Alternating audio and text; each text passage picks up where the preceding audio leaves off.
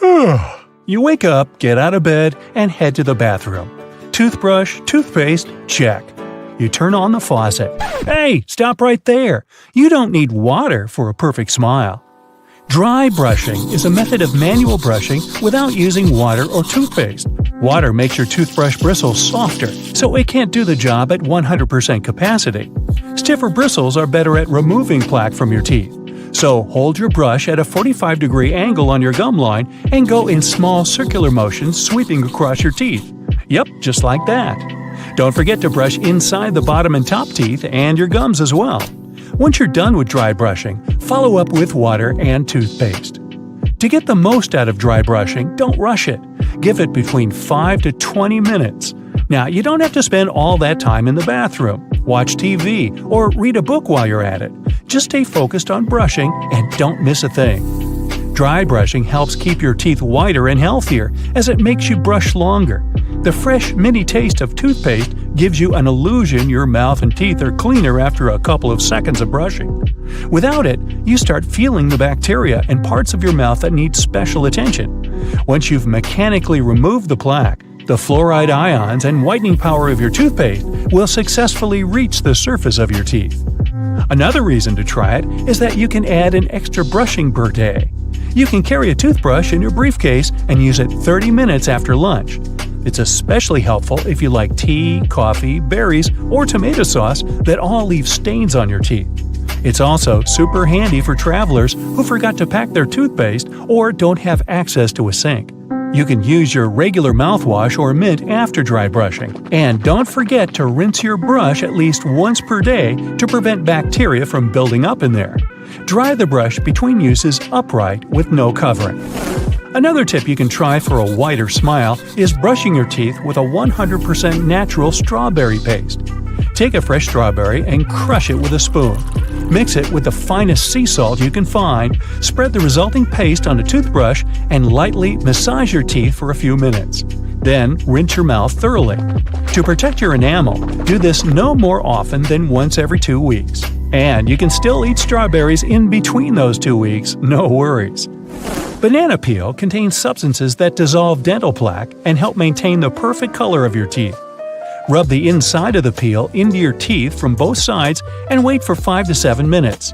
Then brush your teeth and rinse your mouth. Repeat as often as you like. If you dilute 5 drops of 100% tea tree oil in a half a glass of water and rinse your mouth with it every day after brushing your teeth, you'll notice them getting whiter in just a couple of weeks.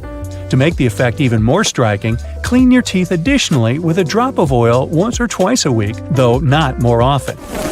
You can use lemon juice as a healthy, eco-friendly, 100% organic deodorant. All you have to do is cut a lemon in half and rub your armpits with it. The odor-causing bacteria will be wiped out by the citric acid in the lemon juice. Now, if you can't buy a lemon and cut it, and you suddenly feel like you need this DIY deodorant, you can just use the wedge from your regular drinking glass at a cafe. This should do the trick too. By the way, if you use a regular deodorant and it gives your clothes armpit stains, lemon juice can also be of help. All you have to do is mix it with water in equal parts, scrub it onto the stain, and let the clothes air dry. You can get perfect curls without applying heat to your locks. First, apply some leave-in conditioner on your slightly wet hair. Then, section it and twist it around your socks. Leave them overnight, and you'll wake up with bouncy, soft curls the next morning. A business or credit card can help you apply mascara without messing up the eyeshadow on your eyelids. Take a card, clean it with a wipe or sanitizer, and stick it firmly on the edge of your eyelid. Press it down slightly. Now you can put on a few layers of mascara. Swipe the wand up along the face of the card. This way, every single lash will be covered from bottom to top without any excess mascara on the eyelid. If you want your nail polish to dry up faster, just dip the tips of your fingers in ice-cold water once you've applied your favorite tint. There you are! The nails would be good to go in no time. Use mascara on your hair roots when you need a quick touch-up. If you have blonde highlights, you can buy gold mascara and try this trick. Cover grays in dark hair with black or brown mascara. Some eyeshadow of the right color can also do the trick. To give your eyebrows a bushy yet natural look, Run a spoolie along a bar of damp soap and then comb the brows like you normally would with gel. Each strand of it will stand out now, giving you a polished look. Moisturizer, primer, foundation, and then some powder for a matte finish. You might want to reconsider the standard makeup applying order. Start with a moisturizer with a bit of powder, and then add some spray and primer, and finish off with your regular foundation. This way, your makeup will last longer and stay fresh in the hot spring and summer months. To protect your clothes from static electricity, roll a few balls of aluminum foil around 3 inches in diameter. Now, 3 of those should be enough to help. Make sure you get a smooth ball.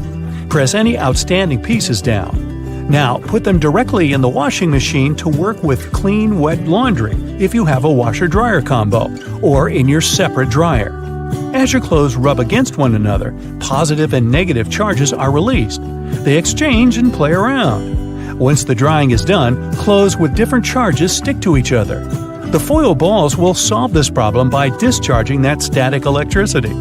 A set of 3 to 4 foil balls should serve you up to 6 months.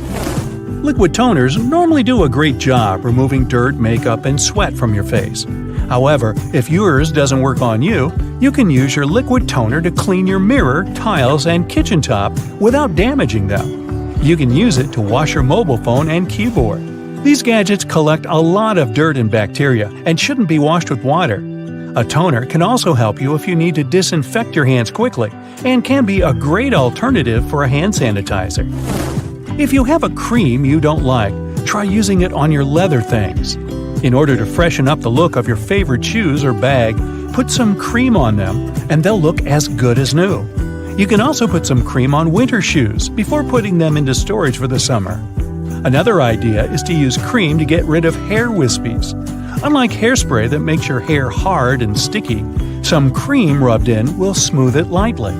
Some cream can help you remove rings that are stuck on your fingers when those swell for this or that reason. There is one important compound in aspirin that has anti-inflammatory properties and makes it an excellent exfoliator. That compound is salicylic acid. No wonder it's used in many anti-dandruff shampoos. You can get the most out of it using 2 aspirin tablets. Crush them into powder and mix with some shampoo you normally use. Massage it into your hair like as usual shampoo. Leave it on for a couple of minutes and then rinse it off with water. Many cosmetics brands use coffee in their products for a reason. It can help you make your hair thicker, tone your skin, and stimulate your metabolism. Milk is also a superhero when it comes to saving you from the signs of aging. It exfoliates your skin and moisturizes the entire face. So, take 2 glass containers and fill one with unused ground coffee and the second one with milk, preferably raw. It's important that you get a thick paste when you mix the ingredients, so stick to the right proportions. 1/2 to 1 tablespoon of milk for 1 tablespoon of coffee. Stir the mix until it's one thick paste. Then it's ready, and you can apply it all over your face except for the eyes area. 15 to 20 minutes will give the mask enough time to work its magic. You can then rinse it off with warm water. Oh look, it's a whole new you. Don't these fruits look delicious? Well, what if I tell you that they can blow up in your face? These are the fruits of the sandbox tree. It's a giant that can grow up to 200 feet and stays green all year round. It grows in tropical places like the Amazon rainforest and some parts of Africa. Almost everything about this monster tree is poisonous. Its bark, leaves, and even seeds. The tree looks unfriendly. It's covered in small conical studs. Its fruits, which look like small pumpkins, not only are poisonous, they have their own twist. When they're ripe, they burst open and shoot seeds out at super fast speeds. It's not all that bad though. Sandbox tree wood is light, so it's handy for making canoes. Long ago, indigenous people made arrow poison from its sap too. The wood is also used for making furniture, and the tree's seeds can be used to make biodiesel and soap. We know holly as those berries used in Christmas decorations, but the holly tree has a very long history. It was around even before the dinosaurs disappeared. Over millions of years, different types of holly trees have adapted to different environments, like mountains and forests, and some have become extinct. Today, they can still be found in many parts of the world. Holly trees have pretty red berries, but don't eat them. Only birds can do that.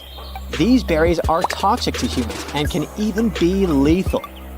These things, although they're called berries, are actually a type of fruit called drupes. They come in different colors like red, brown, black, and sometimes green or yellow. Some trees are so dangerous they come with a warning sign, like the manchineel tree. Its fruits resemble regular green or yellow apples, but eating one could be the last thing you ever do. Every part of it, from the bark to the leaves to the fruit, contain toxins. Eating it causes throat discomfort and stomach problems. Even touching it might be risky. Forget trying to get rid of it. Anyone who tries to cut it down gets punished instantly. It shoots out a blinding ooze that can make you temporarily blind. And if that sap touches your skin, you'll end up with burns and blisters.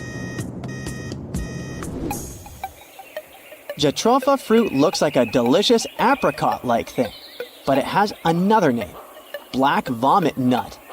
If you dare to eat it, your throat will feel like it's on fire. Then, your stomach will hurt a lot. It can even mess up your breathing and heartbeat, making you feel really sleepy and even passing out. The tree originally comes from the warm regions of the Americas, like Mexico and Central America, but now it's found in many tropical and subtropical places worldwide.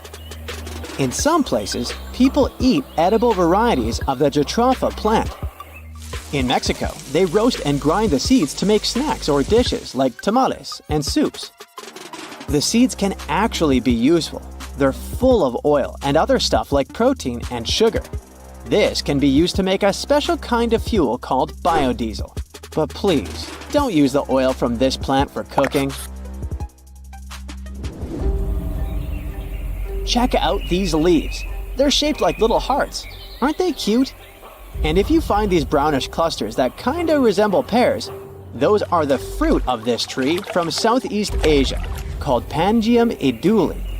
When you open them, there's this soft, creamy pulp. And even though it looks yummy, it's not. However, there is an edible part of this fruit, its seeds. They're usually used as seasoning and spice in dishes, not eaten on their own. Cooking them is kinda troublesome though. First you have to get them out of the fruit. Next, you boil them. After that, you bury them in ash, banana leaves, and earth for 40 days. Don't be surprised. Soaking or wrapping can help wash out some of its most toxic chemicals, hydrogen cyanide. But after that stage, they become quite healthy and good for your health, packed with vitamin C and iron. Once prepared, these seeds are used in various dishes. In Indonesia, for example, they're ground up to make a thick black gravy called rawon.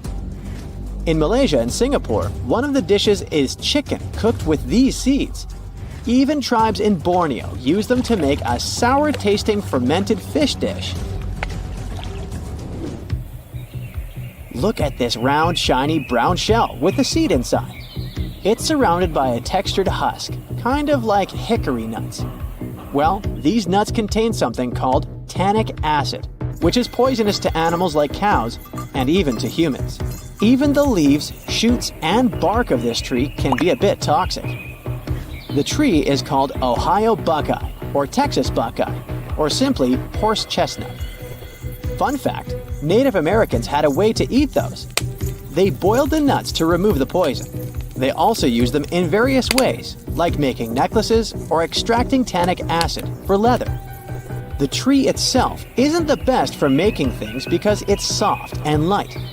And because of its big, messy fruits, it's not the best choice for a tree along the street.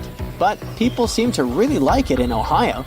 They even make a candy that looks like the nut, dipping peanut butter fudge in chocolate. It's a popular treat, especially during Christmas and college football season.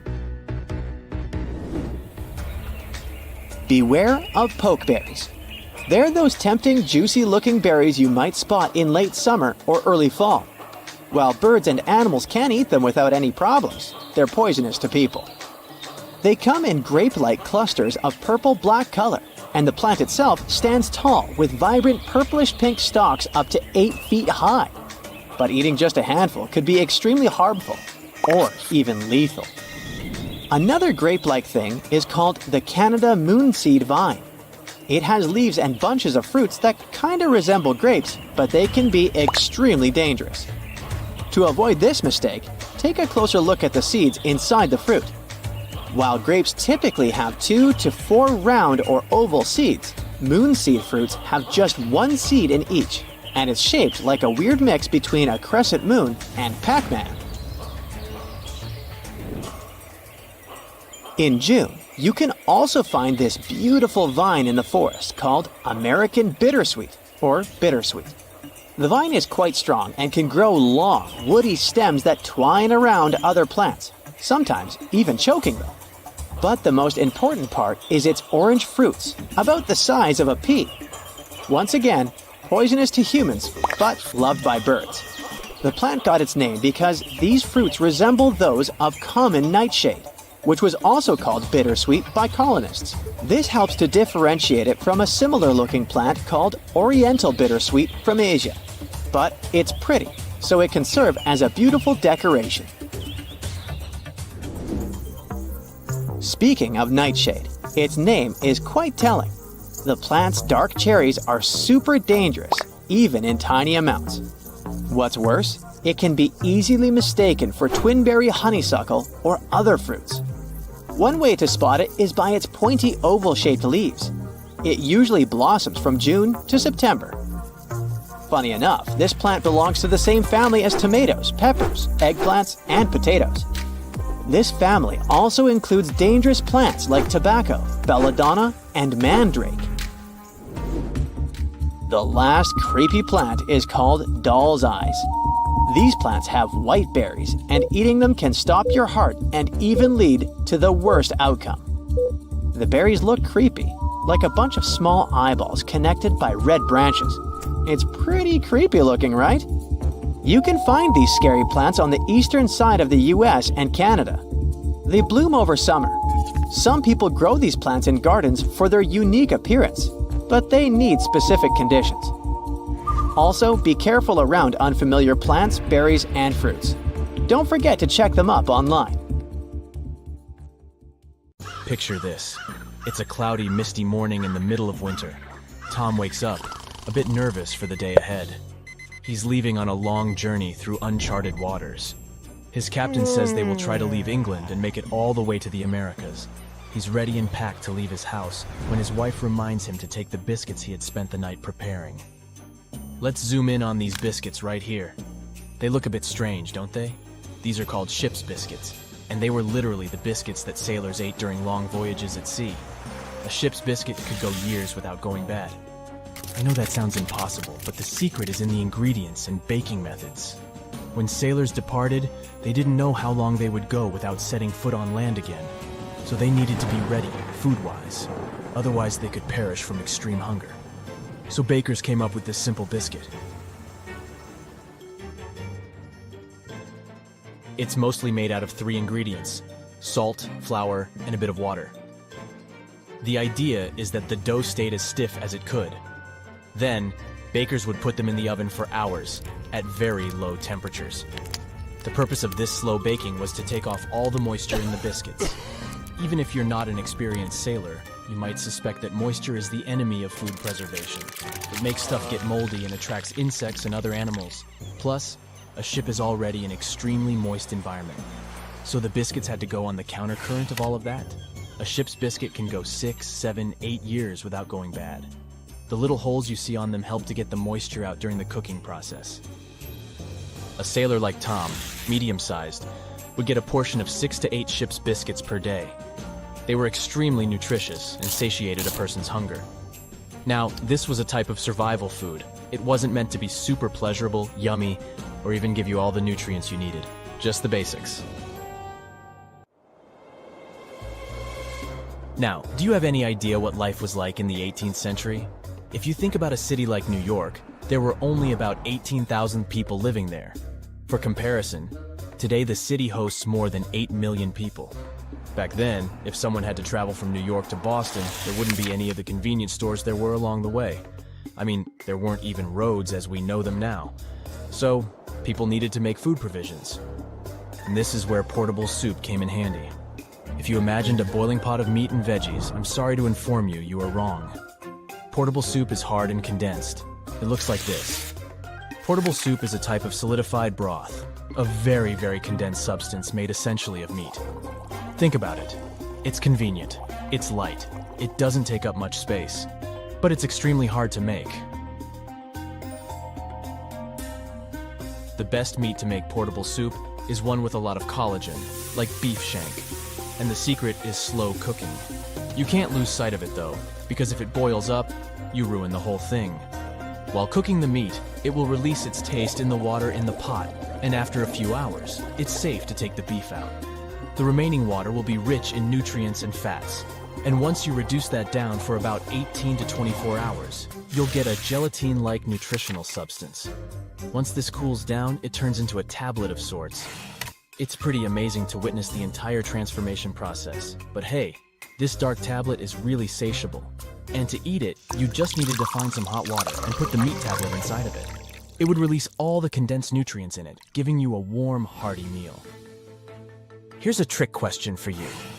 Do you know why hamburgers are called hamburgers if they are not made out of ham? Apparently, it has to do with the city they were first invented in, the city of Hamburg in Germany. But it wasn't what we are used to today. I mean, they didn't even use ketchup. Well, at least not the tomato ketchup we use now. But did you know that other types of ketchup have existed throughout history? As weird as it may sound, back in the 18th century, people ate mushroom ketchup. For your information, if you look up ketchup in some dictionaries, it is by definition a sauce made out of mushrooms. It has nothing to do with tomatoes. I wonder where people got that idea from. Anyways, to make it you can use any type of mushrooms. Even shiitake if you're feeling fancy. The idea is to smash them, cook them, and add a bunch of spices to the mix. I'm talking clove, nutmeg, ginger, pepper, and whatever else your palate wishes for.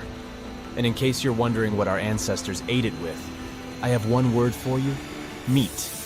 They would pour mushroom ketchup over a nice piece of steak, for example. Like a gravy sauce, or something like it. Now, if this just left your mouth full of water, I have good news. You can still find mushroom ketchup in Great Britain. It's just North America that kind of forgot it. Neat, huh? And what did people eat back in the day when they were feeling unwell? Today, we have a concept of food I particularly love: comfort food, which is something to eat when you are feeling down and sad. But then, on the days you're feeling sick, what do you eat? I immediately think of a warm soup or something nutritious and light.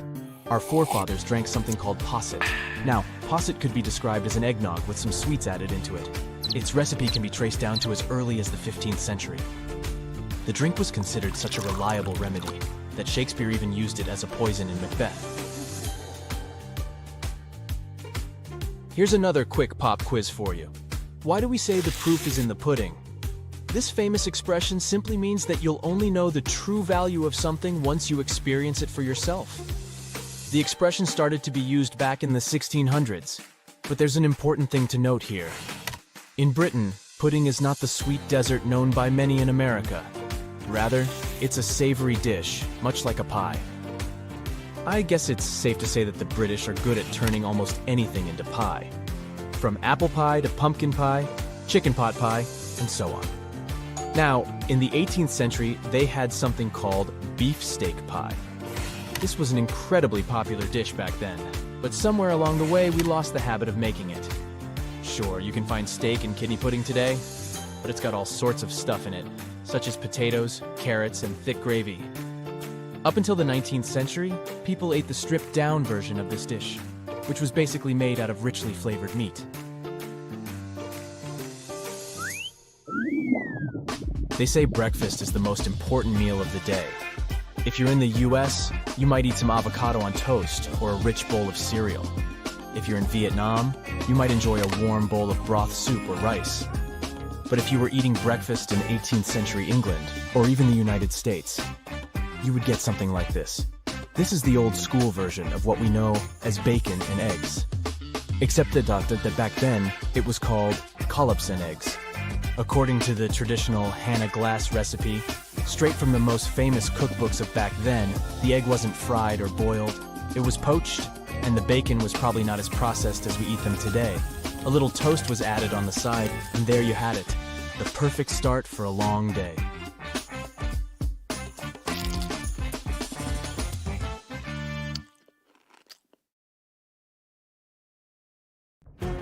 Now, thanks to new fossil discoveries and technologies, we're getting to learn more and more about the biology of dinosaurs. Some people don't need to know more than the fact that a few of them were colossal, terrifying, and vicious. But for those of us that do, the use of comparative biology, pigment analysis, and powerful new X-rays have allowed us to gain insight into specific features, such as their colors, eating behaviors, and the shapes of their tongues. Yes, that's right, the shapes of their tongues, which, for a long period of time, was something of a mystery. This is because soft, fleshy dinosaur parts are hardly ever retained in fossil form. But thanks to the discovery of some surviving hyoid bones, which are situated at the root of the tongue in front of the neck, we now have some insight. Most animals have this hyoid bone that anchors the tongue. The shape and complexity of the bone determine how free-moving the tongue can be. Scientists have discovered that nearly all dinosaurs had simple tongues that laid flat and were extremely similar to the tongues found inside the mouth of a crocodile today. Yeah, this crocodile. Go ahead and take a closer look.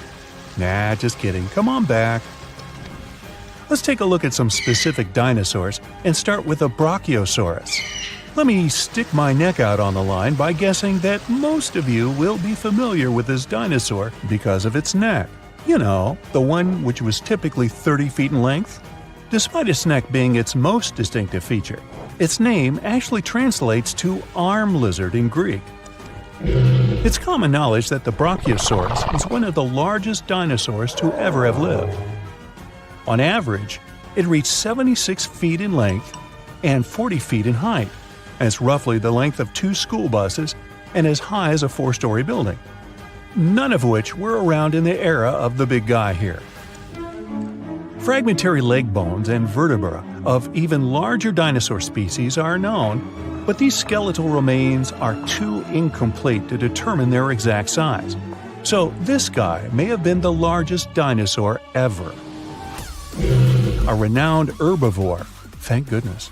The Brachiosaurus is thought to have eaten up to 880 pounds of dry plant matter every day. Most of this was made up of coniferous trees, ginkgos, and cycads. This target might have been hard to hit for this dinosaur, as researchers have learned that its teeth were spoon-shaped and not ideal for chewing food. This means that the creature would have swallowed vegetation whole, as its teeth were suited to stripping it but not breaking up large chunks of plants. This, along with the dinosaur's body shape, suggests that the Brachiosaurus would have liked to feed as quickly as possible. Dinos like these didn't always make use of their ability to strip towering trees when dining. The Brachiosaurus traveled in herds, moving to the next location once they had exhausted all of the local vegetation. And I mean all of the local vegetation, not just that which hung high on trees. It's likely that the creatures supplemented their diets with vegetation at lower levels, especially after they'd done a number on all the nearby trees. This method of feasting was the most energetically appealing for this giant. By munching on lower vegetation, researchers believe that the dinosaurs saved up to 80% in energy compared to when foraging for high-up food sources. They have also discovered that the nostrils of a Brachiosaurus were on the front of its face and not the top. This is because we now know they roamed the fertile floodplains in their respective herds. For decades, it was believed that these creatures lived in deep, watery swamps. Let's look at another common misconception about a popular dinosaur. Please put your hands together for the Tyrannosaurus rex, which is arguably the most famous of all dinosaurs. Discoveries from the past 100 years have revealed that theropods had heavily feathered skin. Theropods are the family of dinosaurs to which the T-Rex belongs, so naturally, people began to think that the creature would have been covered in feathers as well. However, a study from 2017 took skin impressions from the iconic dinosaur and found no evidence of the structures required to support feathers. If a T-Rex did have feathers, they would have been limited to its back. Researchers accept that other large dinosaurs of the same family as the T-Rex have been discovered with their remains covered in feathers. An example of this would be the Yutyrannus dinosaur. But as of now, the accepted theory is that feathers weren't a common feature of T-Rexes. This makes it easier to believe that feathers were exclusive to smaller tyrannosaurids and were there as a means of keeping the creature warm. For a long period of time, researchers thought feathers were an exclusive feature of the theropod family. But this theory has been debunked. Just like the kid at camp who was kicked out of the top bunk. You know, debunked. Anyway, fossil evidence discovered in Siberia now suggests that multiple different family groups of dinosaurs had feathers. The Siberian fossils in question belong to another species of dinosaur, Calindrodromeus zebucolicus. Oh, you think I mispronounced that? Okay, prove it. Now, this dinosaur, I'll call her Calinda, had a pelvis structure superficially similar to that of a bird and was roughly 4.5 feet long, about as tall as a fridge. Since the purpose of feathers on dinosaurs was for warmth, it's quite possible that dinosaurs from cold weather climates had more feathers than their counterparts in warm weather climates. In general, bigger animals struggle less with keeping themselves cool, so it's likely that any of the large dinosaurs who lived in these warm climates had no feathers at all. Smaller dinosaurs who lived in cold climates, on the contrary, had plenty of feathers. We now even understand what some of the designs and patterns of these feathers on dinosaurs looked like, thanks to the discovery of an ornithomimus, complete with feather and skin impressions. The name of this dinosaur is derived from Greek and actually translates to bird mimic.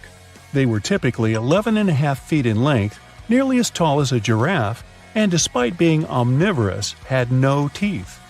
Its other distinctive features include 3 fingers, which were all unusually the same size and length, and despite their thin-boned skulls, they also had large brain cavities. Their legs were extremely long, in particular their foot bones.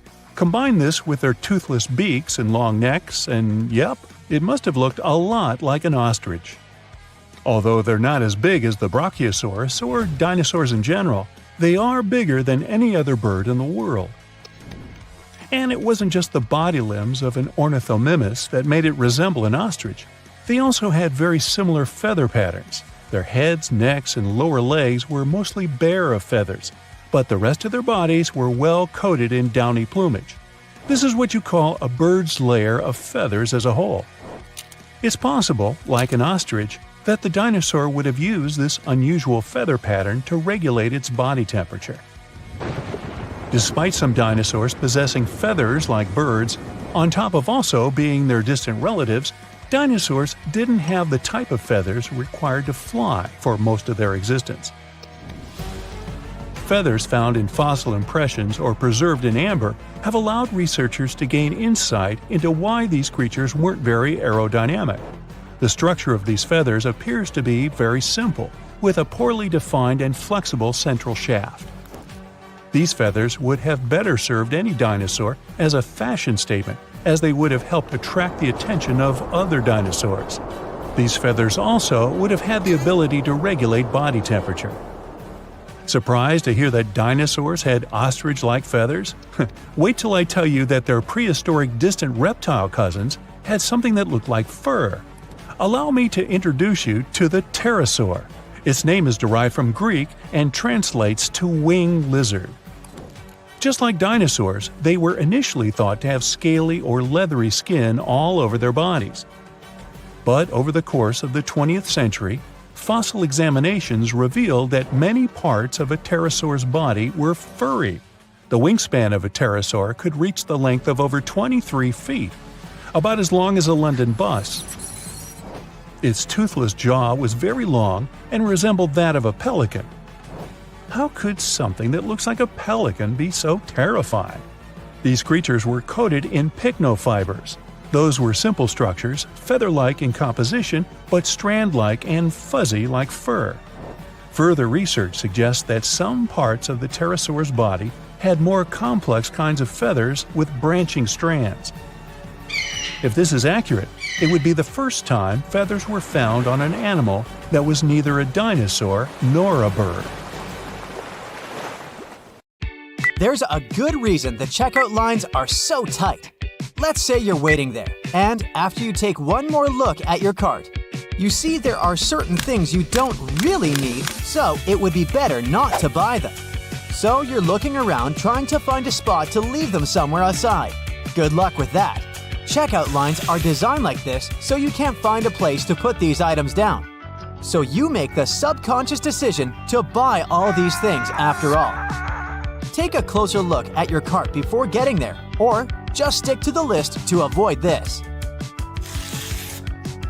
Also, the checkout line is probably the most tempting part of the supermarket. All those candies, shiny magazines, gums, and cool gadgets are there to grab your attention while you're patiently waiting your turn. Many people just automatically grab something from there while waiting, even though they weren't planning to buy it in the first place. Have you ever seen someone in front of the supermarket washing the shopping carts? Of course not, because no one does it. Yep, shopping carts are really filthy. So many people touch them during just one day, let alone this whole time they have been in the store. It would be good to wash your hands every time after shopping, or you can wipe the handle down before using it. You'll see some stores have wipes right next to the entrance. Spraying water makes fruits and vegetables look pretty. Plus, it adds weight to them, so you might end up paying more for them. These are the two actual reasons why workers spray them with water. No one does it to keep them fresh. Plus, spraying water won't keep fruit and vegetables fresh. It will just make them rot more quickly. Spraying water on them or not, wash all the fresh fruits and vegetables you buy. You know how you sometimes like to pick up a pear or a peach to see if they're ripe enough and put them back down if not? Well, you're not the only one who thought of that, so stick to washing your hands every single time you come back from the store. Check out the packages of fruits, vegetables, and meat you're buying. Even though you have to be prepared, you won't be able to see everything that's inside. One Reddit user took a picture of bacon so others can see what the visible slice looks like versus the rest of those packed in a way you can't see them well. Another user shared an interesting trick to help them feel how much meat a pack of bacon actually has. And this only works at low temperatures. So the fatty bits become stiffer before the meat does when the bacon is cold enough. That way, if you pick a cold pack of bacon that's kinda stiff and hard to bend, you have one full of fat. If you feel it's kinda squishy and you're able to fold it in half relatively easy, it means there's more meat and less fat. Here's one more interesting Reddit catch. It's not a hack supermarkets use, it's more like a bonus on your vegetables. A whole new ecosystem on your veggies. It's for those situations when you want some extra flavors, but are running out of ideas. Fish you buy in supermarkets is often mislabeled. When it comes to meat, it's pretty lax with testing because you can tell the difference between, let's say, pork and beef relatively easily. But it's harder to do it with fish. Some studies showed that a third of all fish on the market is not labeled properly. That means some expensive pieces such as salmon are replaced by other fish that look similar. The majority of that counterfeit fish is safe to eat, but there are some of it, such as snake mackerel, that can cause not-so-pleasant stomach issues. Don't trust expiration dates so blindly either. Of course, there's a certain number of weeks milk can remain good after packaging. But supermarket meat departments are a different story. They do their labeling there with their own devices, which means regulations are not that strict. In other words, if an item is about to expire, but it still looks good, supermarkets can simply put a new label on it. That means they can extend the expiration date for a couple of days, sometimes even more than a week.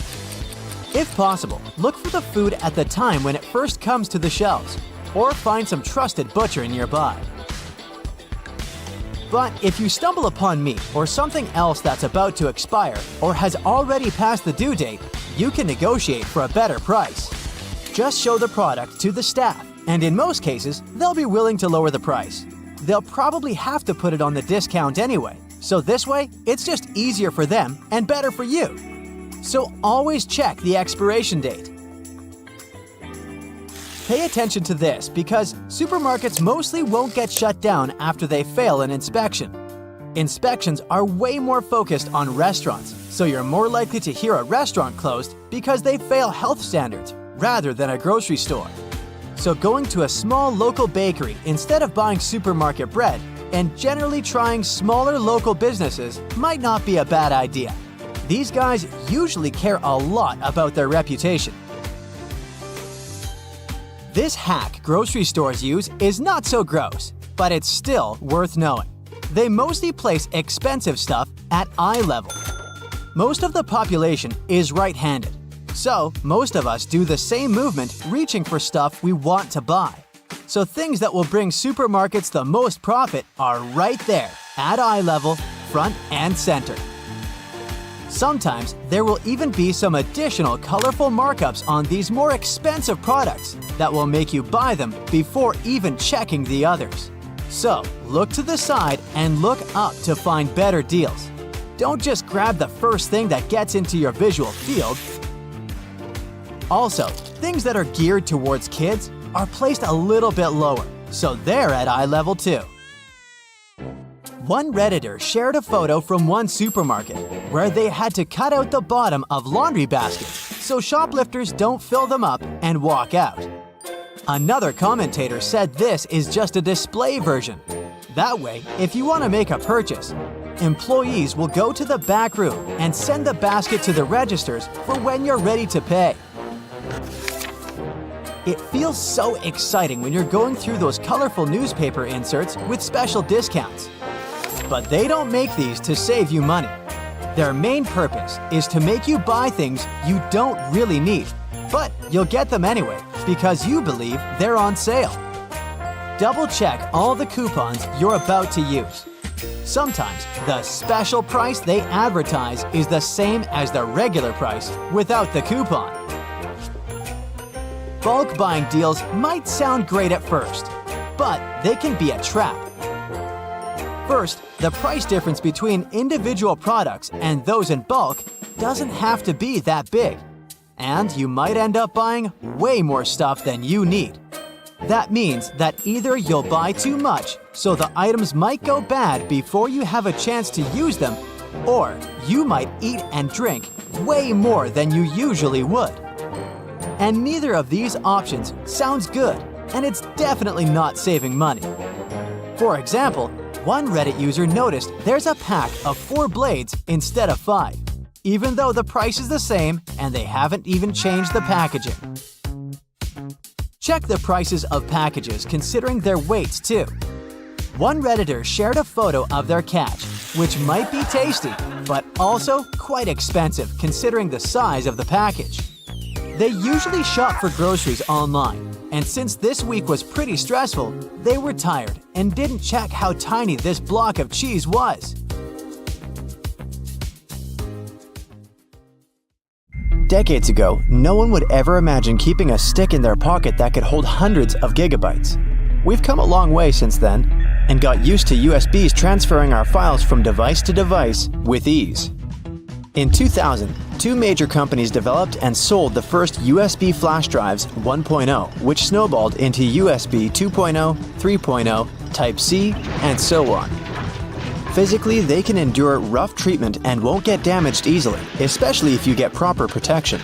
By design, USBs are almost perfect. So perfect that you always make the mistake of inserting it in the wrong way. Admit it, the 2 square holes are used to help the USB secure its position once it's inside the port. It's not strong enough to keep it stuck, but strong enough to do its job. You can protect your USB with proper encryption. This means that if anyone gets their hands on them, they won't be able to read them. Encrypted files end up being scrambled into gibberish of a series of letters and numbers instead of comprehensive words to anyone who tries to read it. The file is only accessible if someone gets their hands on that USB. But if you're using certain online services like messaging or emailing, then encryption is simply not enough. Sure, the person on the other end can't read the contents of the work, but the hosting website can. This is where end-to-end encryption comes in. That means any information that goes in and out is, again, scrambled into gibberish to anyone who is in the way of your traffic, including the hosting service. Cloud storage has taken the world by storm. You can now save everything that's on your desktop to the internet and access that data across multiple devices. All you need is an email and password, and boom, you're safe and have all your files in one place. Cloud storage isn't data floating up in the clouds, but, less excitingly, servers that physically store data. They're like regular computers, just minus the monitors for viewing. These servers take up a lot of money. That's why you normally have to pay for their services. The servers are placed in data centers all around the world where third-party companies manage them. It's like getting remote access to a computer. The servers include a master control server, backup server, and a linked supply of servers operating to maintain a good quality service. The more money you pay, the better the server your data will be stored in. In the realm of computers, you just can't delete something to be gone forever. Whatever file you want to remove is already present in the hard disk as electrical impulses. And, depending on your gadget, it will be disposed of in a recycle bin or the garbage. That isn't to say that it isn't still there. It simply implies that the file has been moved to a different folder from which you can easily recover it. So if you're worried about accidentally deleting a crucial document you've been working on for weeks, don't panic. It's not gone for good. But if your device breaks, then all your data is lost. If you own a device that has Windows 10, then you've probably been shutting down thinking that your computer or laptop is completely off. This is not the case. Windows 10 doesn't actually shut down, but goes into a state of hibernation. It keeps your app saved for you to recover. The proper way to shut it down is by resetting it. Windows operating system is known for being user-friendly with all the commands displayed in front of you.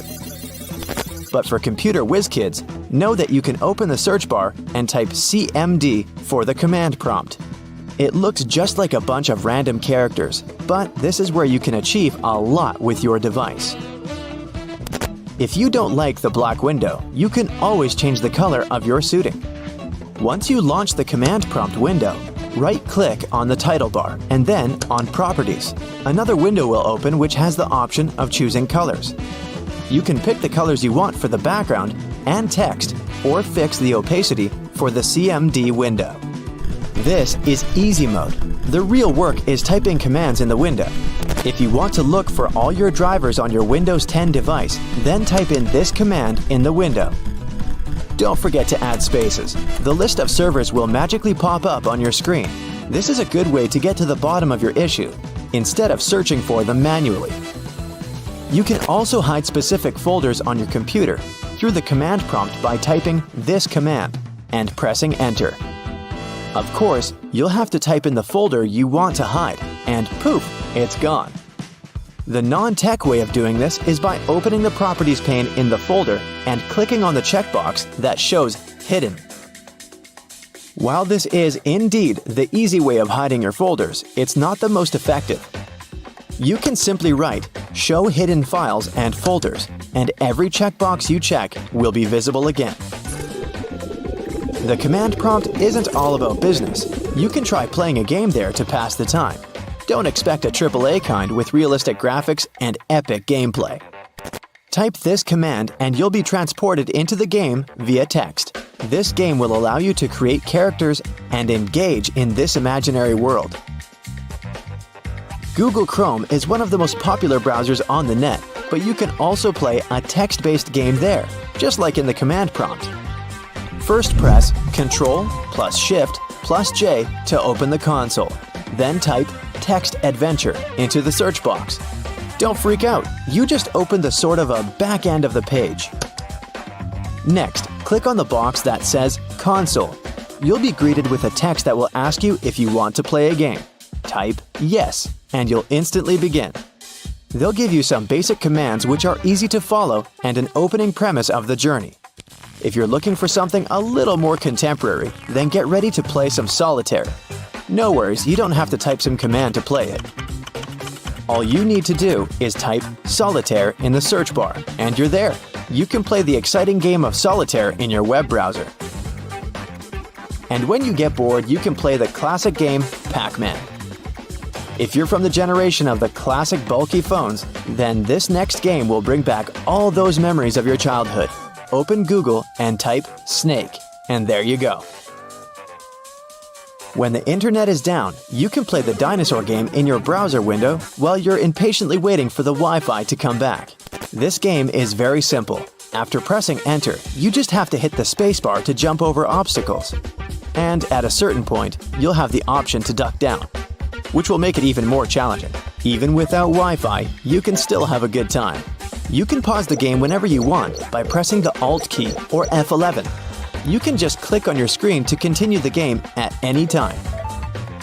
Windows 11 has some cool hidden features that are very useful, like adjusting the volume for each individual app.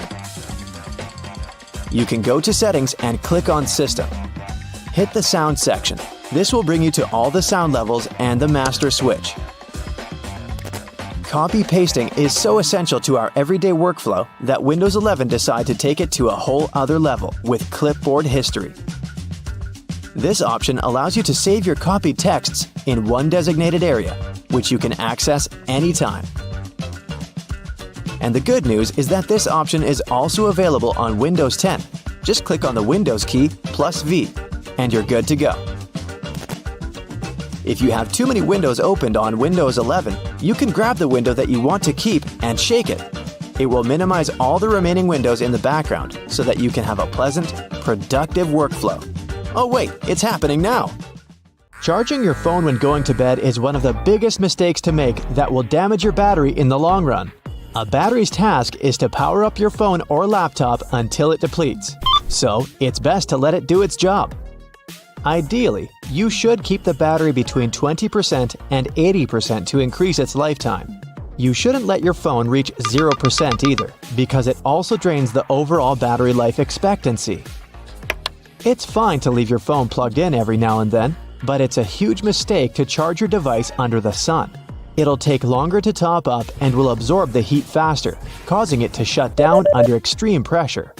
Batteries often tend to overheat, so keeping them under the sun is like leaving a batch of cookies in the oven for too long.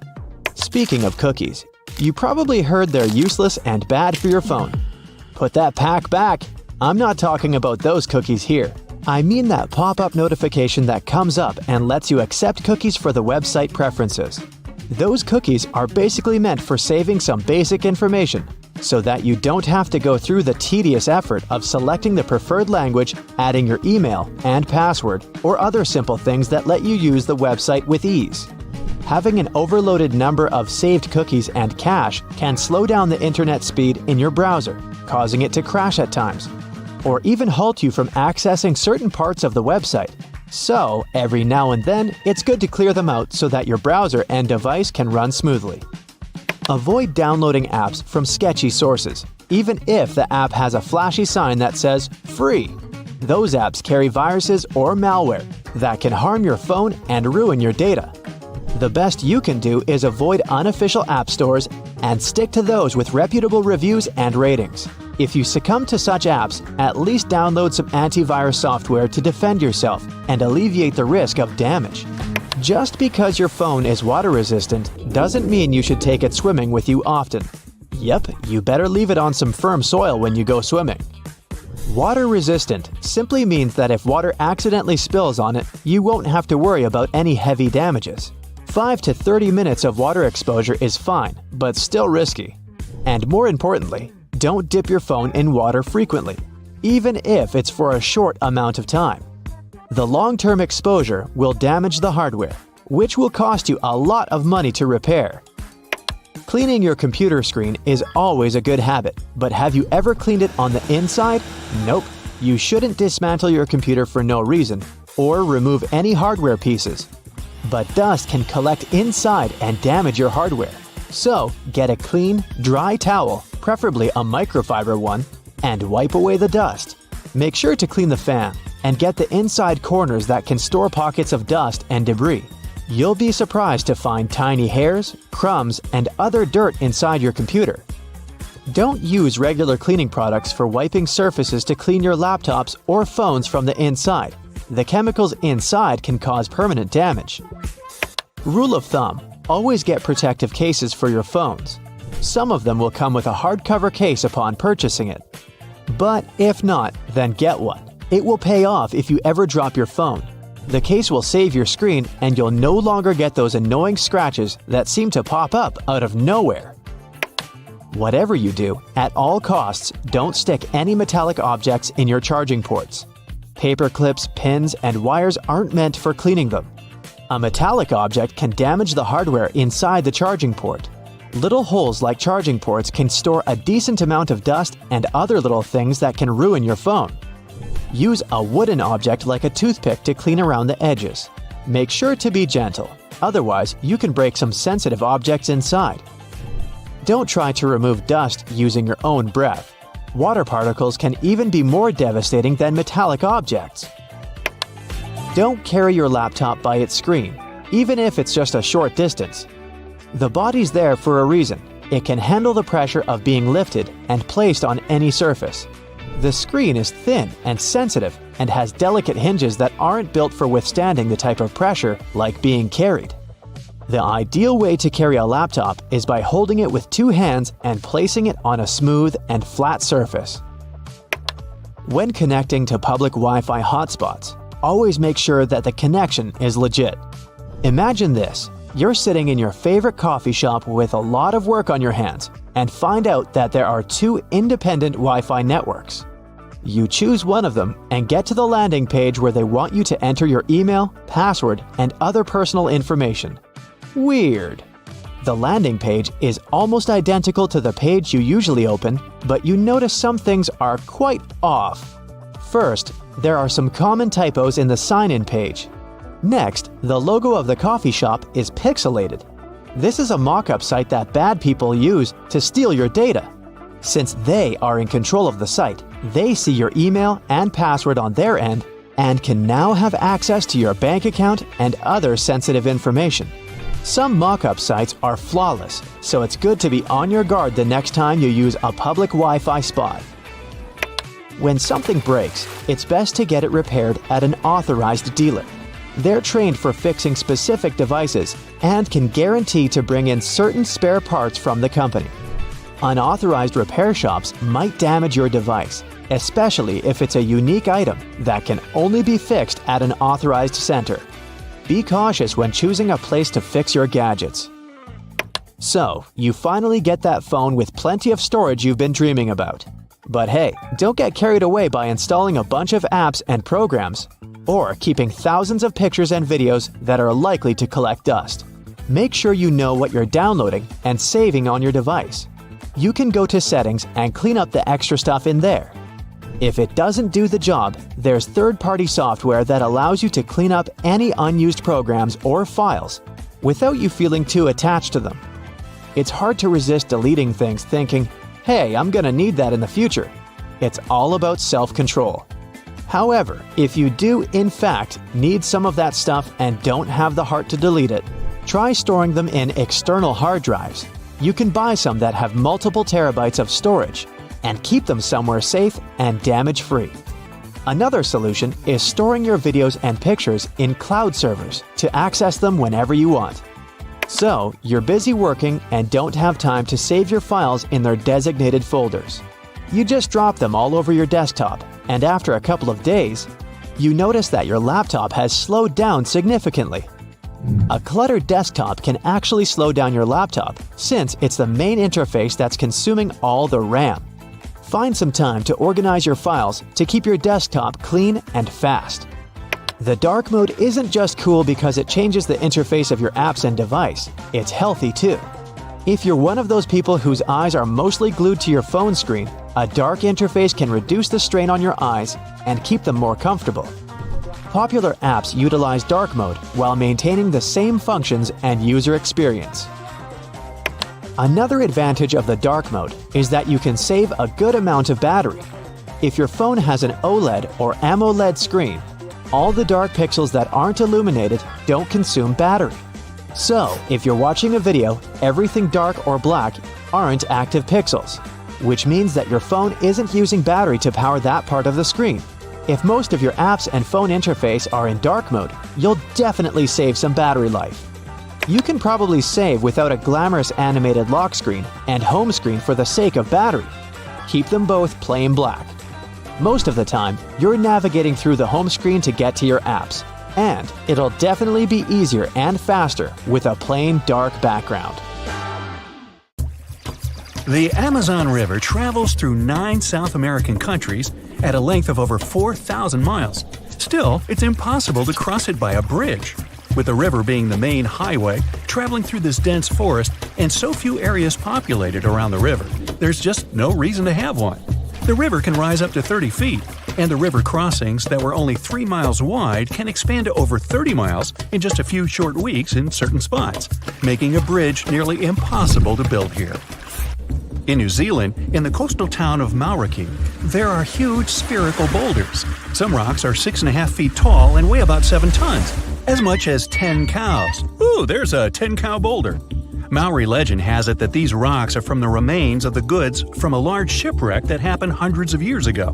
From a more scientific perspective, it's sand and gravel combined to form these giant boulders. Waves and winds give them a smooth, round appearance over time. The whole process might take millions of years. Indonesia's Kaiwan Ijen volcano is famous for a stunning turquoise-colored lake sitting at the top of the peak, but don't dip in. It's an acid lake.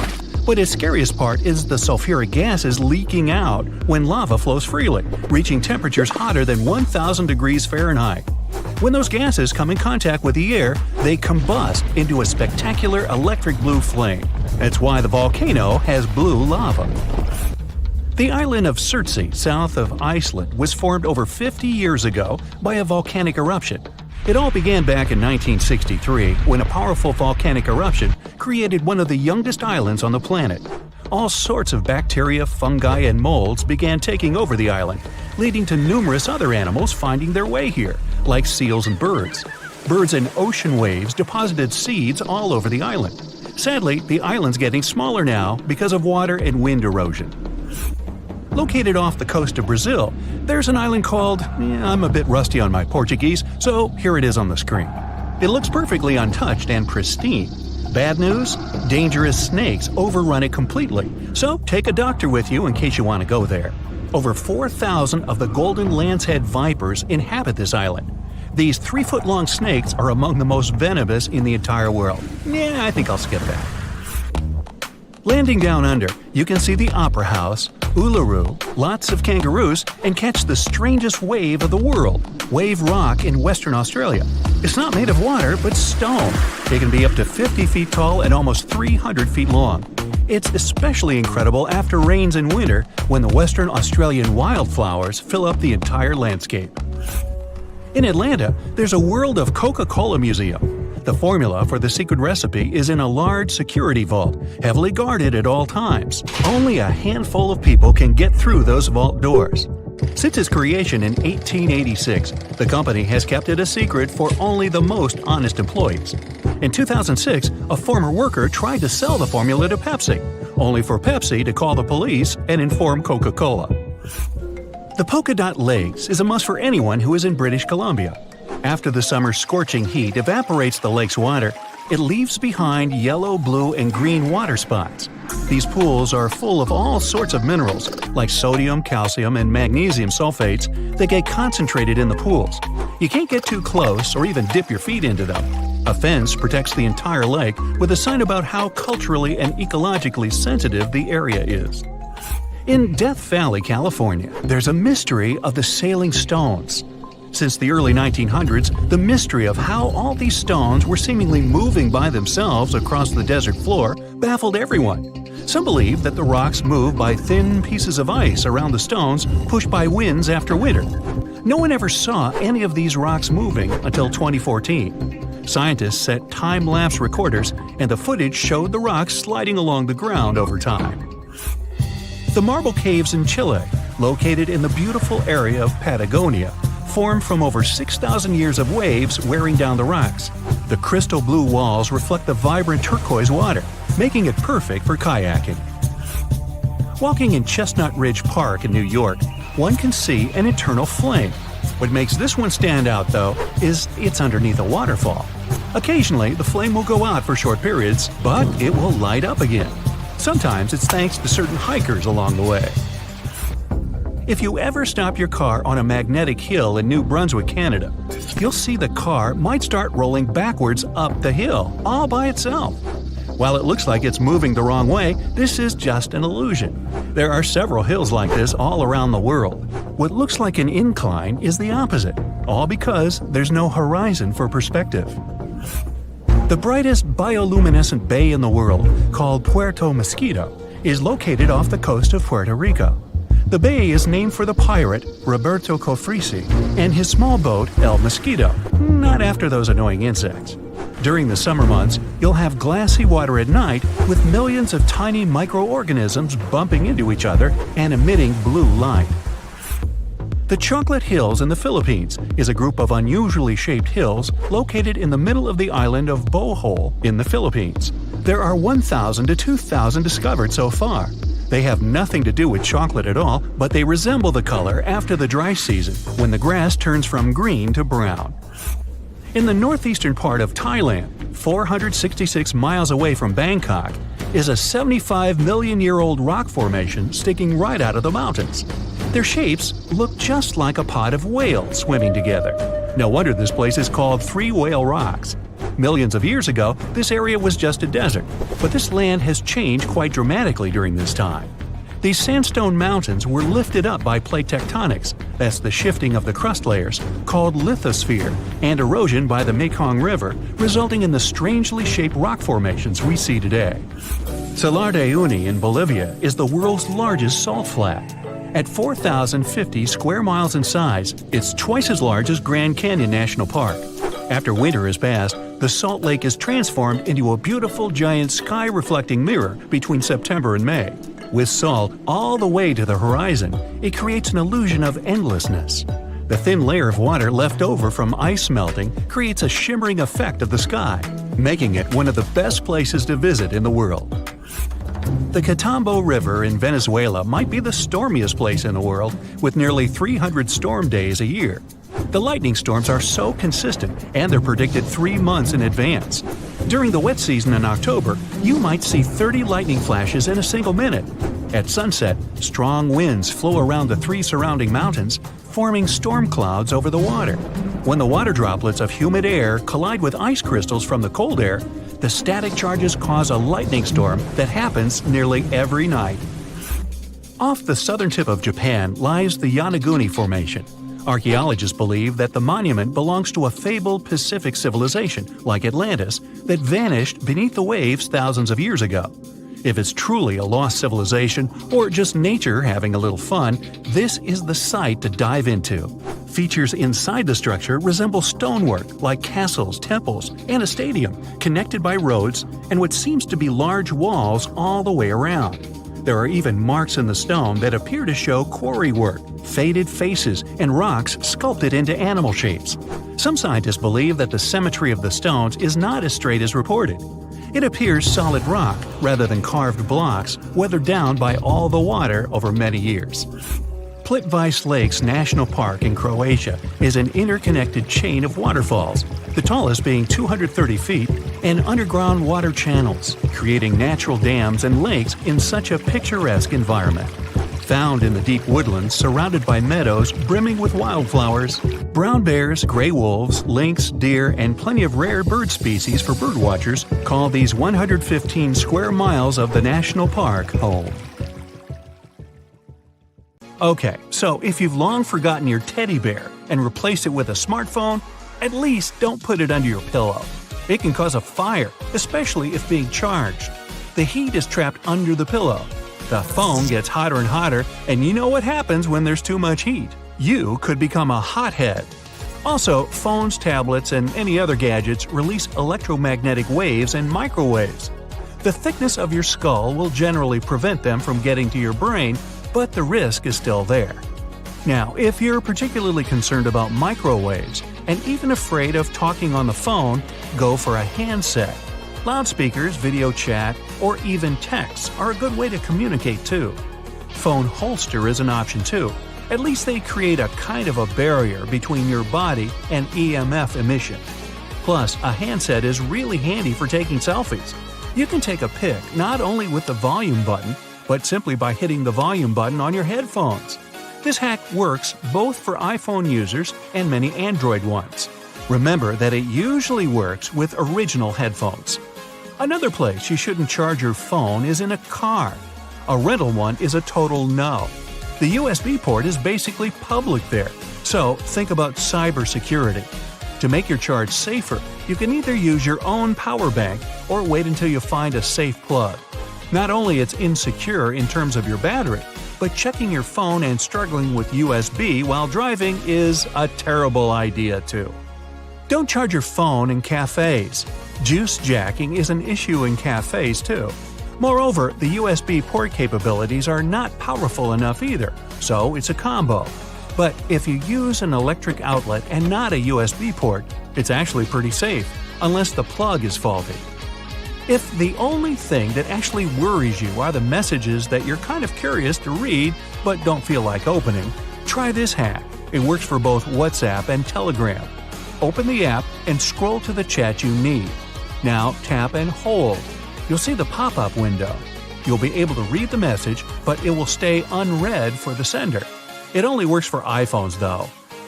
If you accidentally crack the screen on your phone, replace it with a new one as soon as you can. Yeah, it might not seem a problem since the touchscreen still works, but all the grease and dust will get through the cracks. It will eventually damage the inside, so hurry up! Facial skin is sensitive, and your phone is almost 7 times dirtier than a toilet seat. Now picture rubbing a toilet seat against your cheek. That's your cheek, not mine. Yeah. So try not to press the phone against your face and always sanitize the screen. Humidity is probably your phone's worst enemy. Don't leave it in the bathroom countertop as you shower. The moisture collects inside the phone. There's also an army of germs ready to descend on your phone. A toilet flush spreads bacteria within 3 feet. You get it? But if you enjoy scrolling the feed while sitting on the throne, remember that not only your hands, but your phone needs disinfecting too, Your Highness. Your iPhone has an indicator that shows whether the phone's been in contact with water. Open the SIM card tray, and under the serial number, you'll see the water damage indicator sticker. It's a small line. If it's white, the phone's never been in contact with water. If it's red, it means the phone was damaged by H2O. Blue light, brightness, and font size can cause headaches sometimes. Go to Settings and turn on the blue light filter. It's called Night Shift in iPhones and Eye Saver or Eye Comfort in Androids. When you're in a car, don't put your phone in the glove compartment. The temperature there depends on the season, so beware of cold and heat. They can ruin your battery and cut your phone's lifespan. Be careful using the phone on the beach. Don't leave it in the sun or in your beach towel, though it doesn't need sunscreen and there's no way it can have sunburn. It can be badly damaged by scorching rays. Lithium batteries are just like humans. Their operation temperature range is 59 to 95 degrees Fahrenheit. Don't charge your phone if it's over 95 degrees, because it may cause damage to the battery. Try not to charge it in a cover. We know cell phones don't really enjoy heat. The heat gets trapped inside it, so it can ruin your battery. Never try to cool it off in a freezer. Lithium batteries are not fans of cold either. If your socket is almost at the floor level and you are a bit squeamish about it, use a shampoo. All you need is an empty shampoo bottle.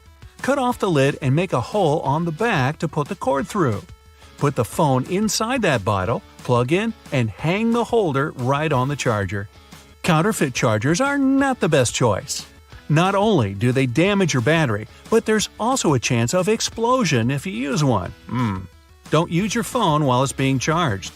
Stay away from USB charging too. It's notoriously slow. Multitasking doesn't exhaust your battery as long as the apps in the background aren't actually working, like some location tracking apps or any music player. If, for some reason, you don't want to close the apps on standby, it's okay to leave them be. Your phone may malfunction not only because of battery problems. Unnecessary data can make it work slower, so reboot your phone once a week. Too many pics or documents don't make it work any faster either. If you store all the important information in a cloud, you'll also have access to it from any device. You don't need to go to zero before charging the phone again. This myth is pretty old and doesn't work for most modern batteries. The best way to tackle it is a partial discharge. For example, you can keep your charge in the range of 40 to 80%. It's pretty complicated, but it will balance your battery use. If you want to stop using your phone for some time, charge it at 50% and turn it off. This percentage is said to be the healthiest for a lithium-ion battery. Don't forget to turn it on once every few months and top up the battery. If you don't lock your phone when you don't use it, it may eat up too much of your battery. Phones usually have default screen lock for about 2 minutes, and sometimes it's a bit too much. Setting it to 1 minute or even 30 seconds could make your battery last longer. Setting a dark theme helps to save the juice too. Pockets are one of the worst places to keep your phone, especially the rear pants pockets. You can lose it or accidentally sit on it and crack the screen.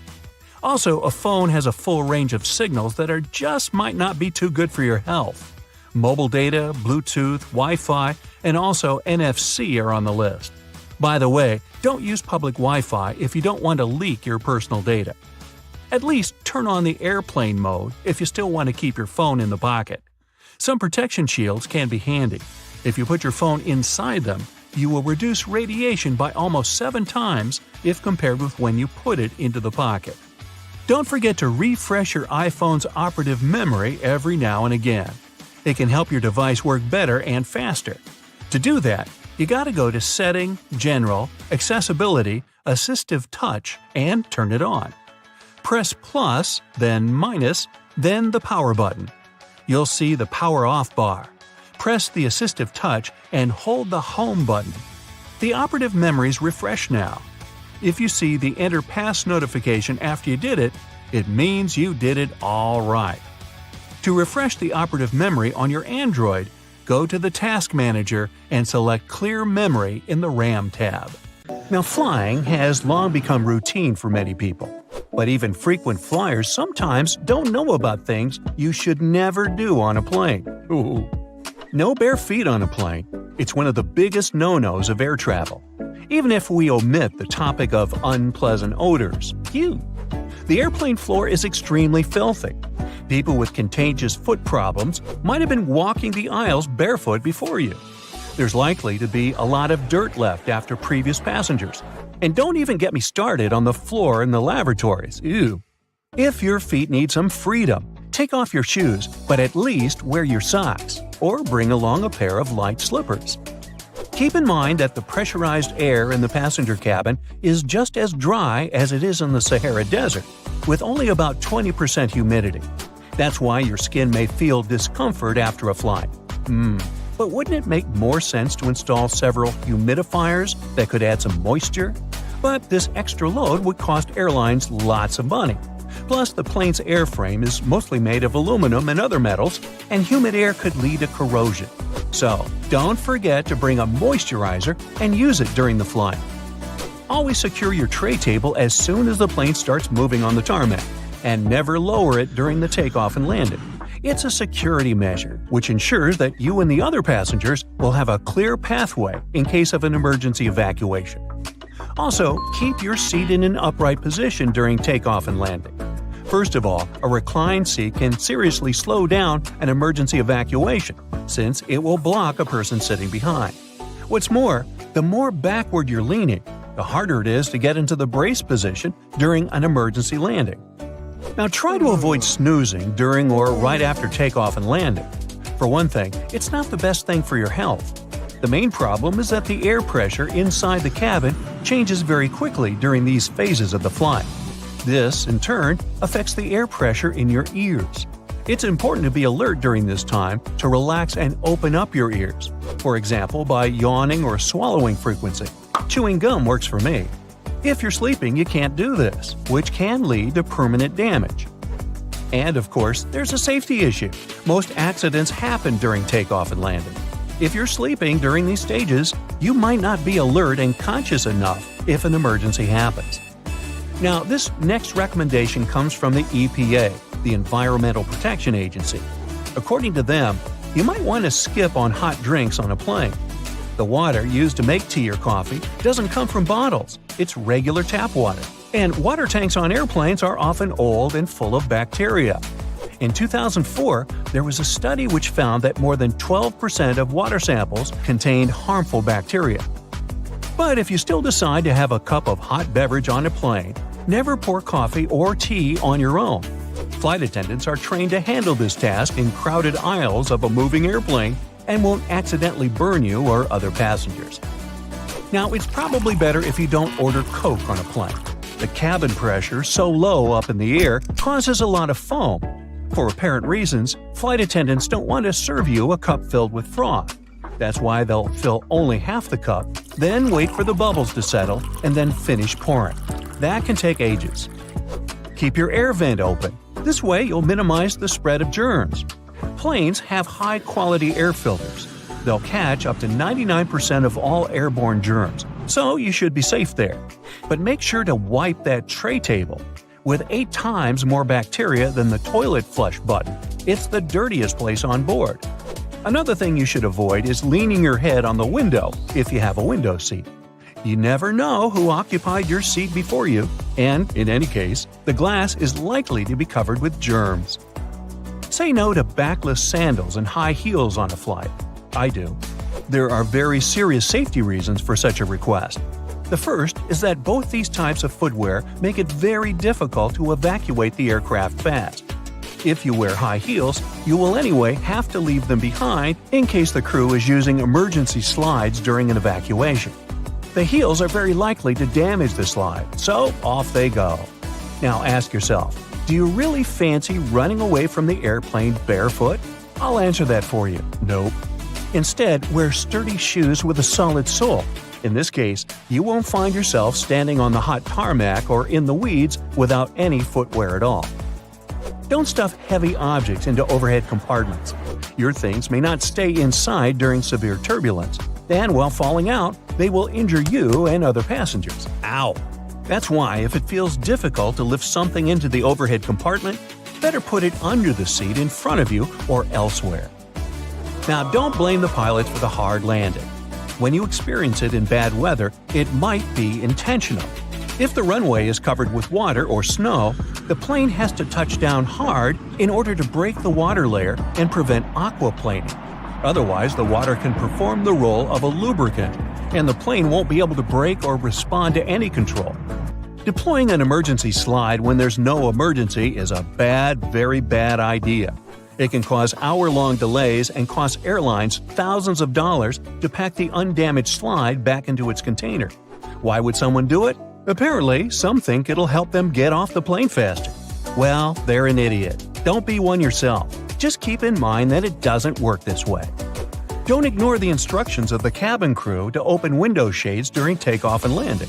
This way, flight attendants can see what's happening outside, assess the situation, and act fast, organizing the evacuation. For example, if there's a fire outside one exit, they will redirect passengers toward another door. Avoid carrying spray deodorants or shaving cream in your carry-on baggage. Both these things tend to explode mid-flight and therefore aren't allowed on board the airplane. A much better idea is to choose stick deodorants. You also mustn't keep power banks in your checked luggage, and if you want to bring one on board, its capacity shouldn't be more than 20,000 milliamps. Besides, you shouldn't use them during the flight since they might catch fire. In general, lithium batteries are safe to use, but since they're high energy, they can catch fire if they're not treated with care, misused, or if there's a manufacturing fault.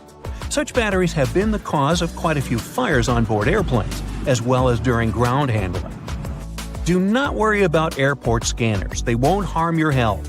Otherwise, airport employees wouldn't be able to stay near them without special clothing. Even when you're passing by a baggage scanner, the risk is minimal. And the last one, don't act like a jerk on board. Behave yourself. I know you will. Also, never try to land a plane on your own. Nah, don't laugh. I'm not kidding. In movies, they often show us that something happens to the pilots and they can't land the plane. And that's when the main character, a very skillful person, starts their game. Unfortunately, it's close to impossible to do it in real life, even if a person is a genius, is fond of computer simulators that match the real model of an aircraft 100%, and is ready to follow all the instructions from the ground, they're likely to fail due to one simple aspect: stress. It is true that there have been cases throughout history when amateurs landed smallish private planes after the incapacitation of a pilot. However, there has never been a case of a non-professional pilot landing a commercial passenger airplane. It's only in the movies. Want to play a game? Can you count how many technical gadgets you use during your day? Don't forget to count your router, lint remover, and every light bulb. Well, 5, 7, maybe 15? Studies claim that the average household in the USA currently owns around 25 electronic devices. In 2019, this number was more than half lower. The modern speed of life makes it so easy to forget that our everyday essentials have history. Let's do some time travel to refresh our memory. Chances are you'll never take your toilet paper for granted again. You wake up to the annoying sound of an alarm clock. This is how it looked like 1,000 years ago. Just kidding, it's a rooster. These birds did a great job helping people wake up at dawn before an American named Levi Hutchins invented the first alarm clock in 1787. But this device could only ring at 4 a.m. It took mankind 60 more years to create a technology allowing us to set the alarm time manually, and around 170 more years to invent an alarm that wakes you up with your favorite aromas. And now it's time to brush your teeth. Which toothbrush would you rather choose? The first one is actually a vintage shoe brush. You should probably choose this sophisticated gold-plated tool. In fact, it's a toothbrush made for Emperor Napoleon Bonaparte between 1790 and 1821. But of course, people realized that their teeth needed care much earlier. Ancient Egyptians used branches with frayed ends to rub against their teeth. And the first bristle toothbrushes date back to 1498. Chinese craftsmen manufactured bristles from hog hairs. 360 years later, in 1857, American inventor H.N. Wadsworth patented the prototype of the modern toothbrush, and the first electric toothbrushes popped up in stores in 1960. You've just washed your hair. Time to do some styling. Would you risk putting your head inside this vintage hairdryer? A stationary hairdryer was invented in 1890 in France.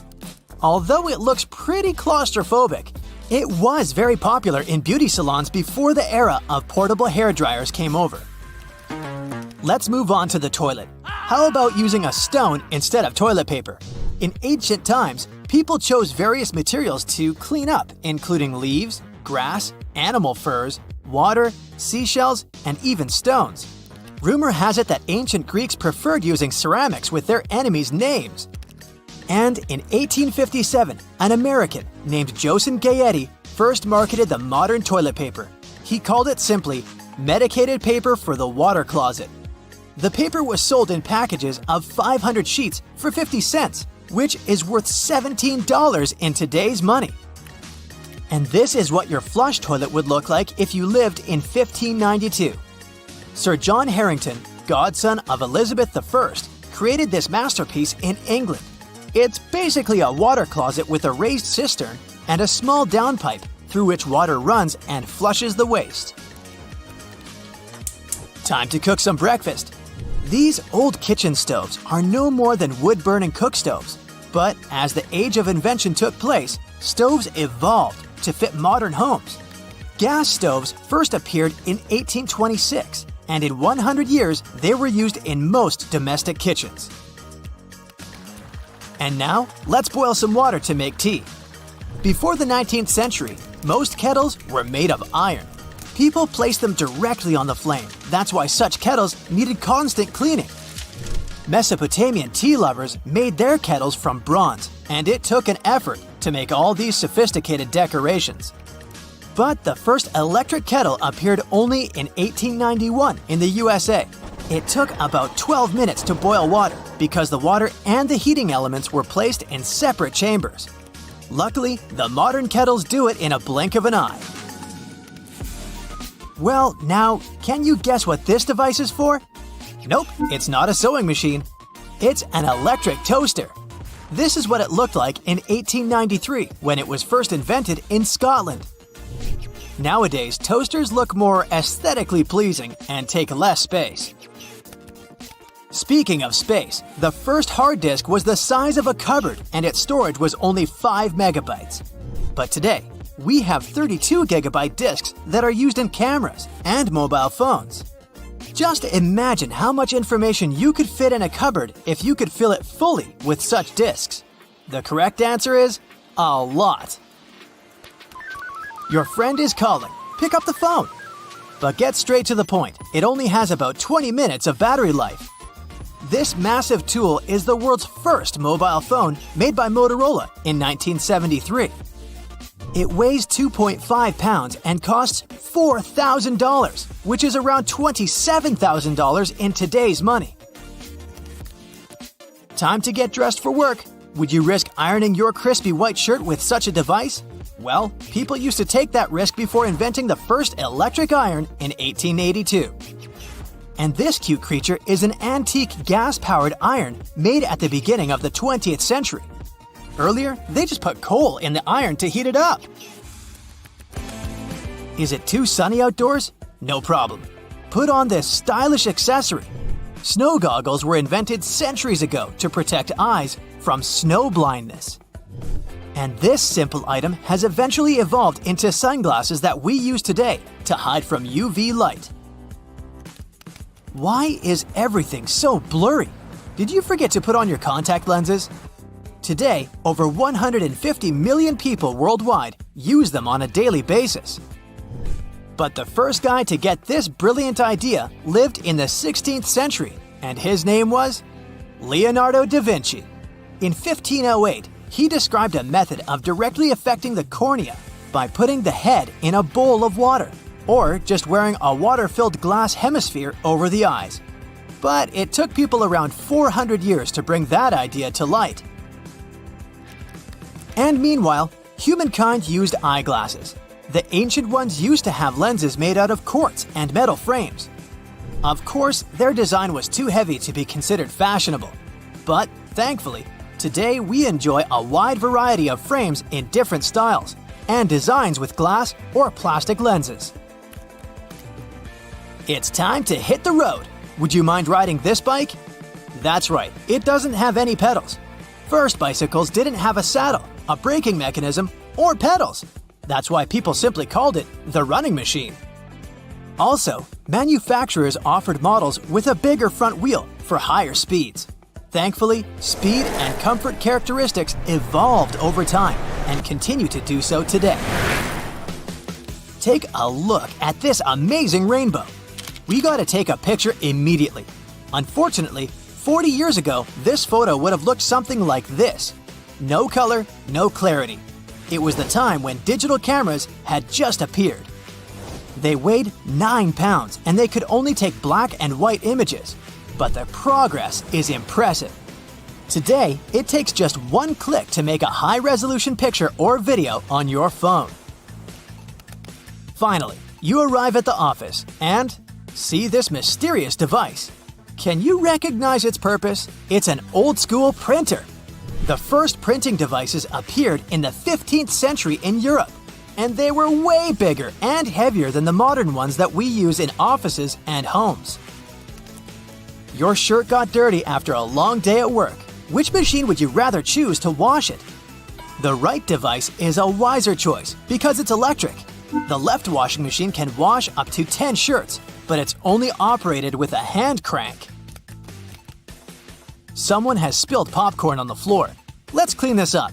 But can you guess which of these two devices is the real vacuum cleaner? The left one. The right device is a vintage lawnmower.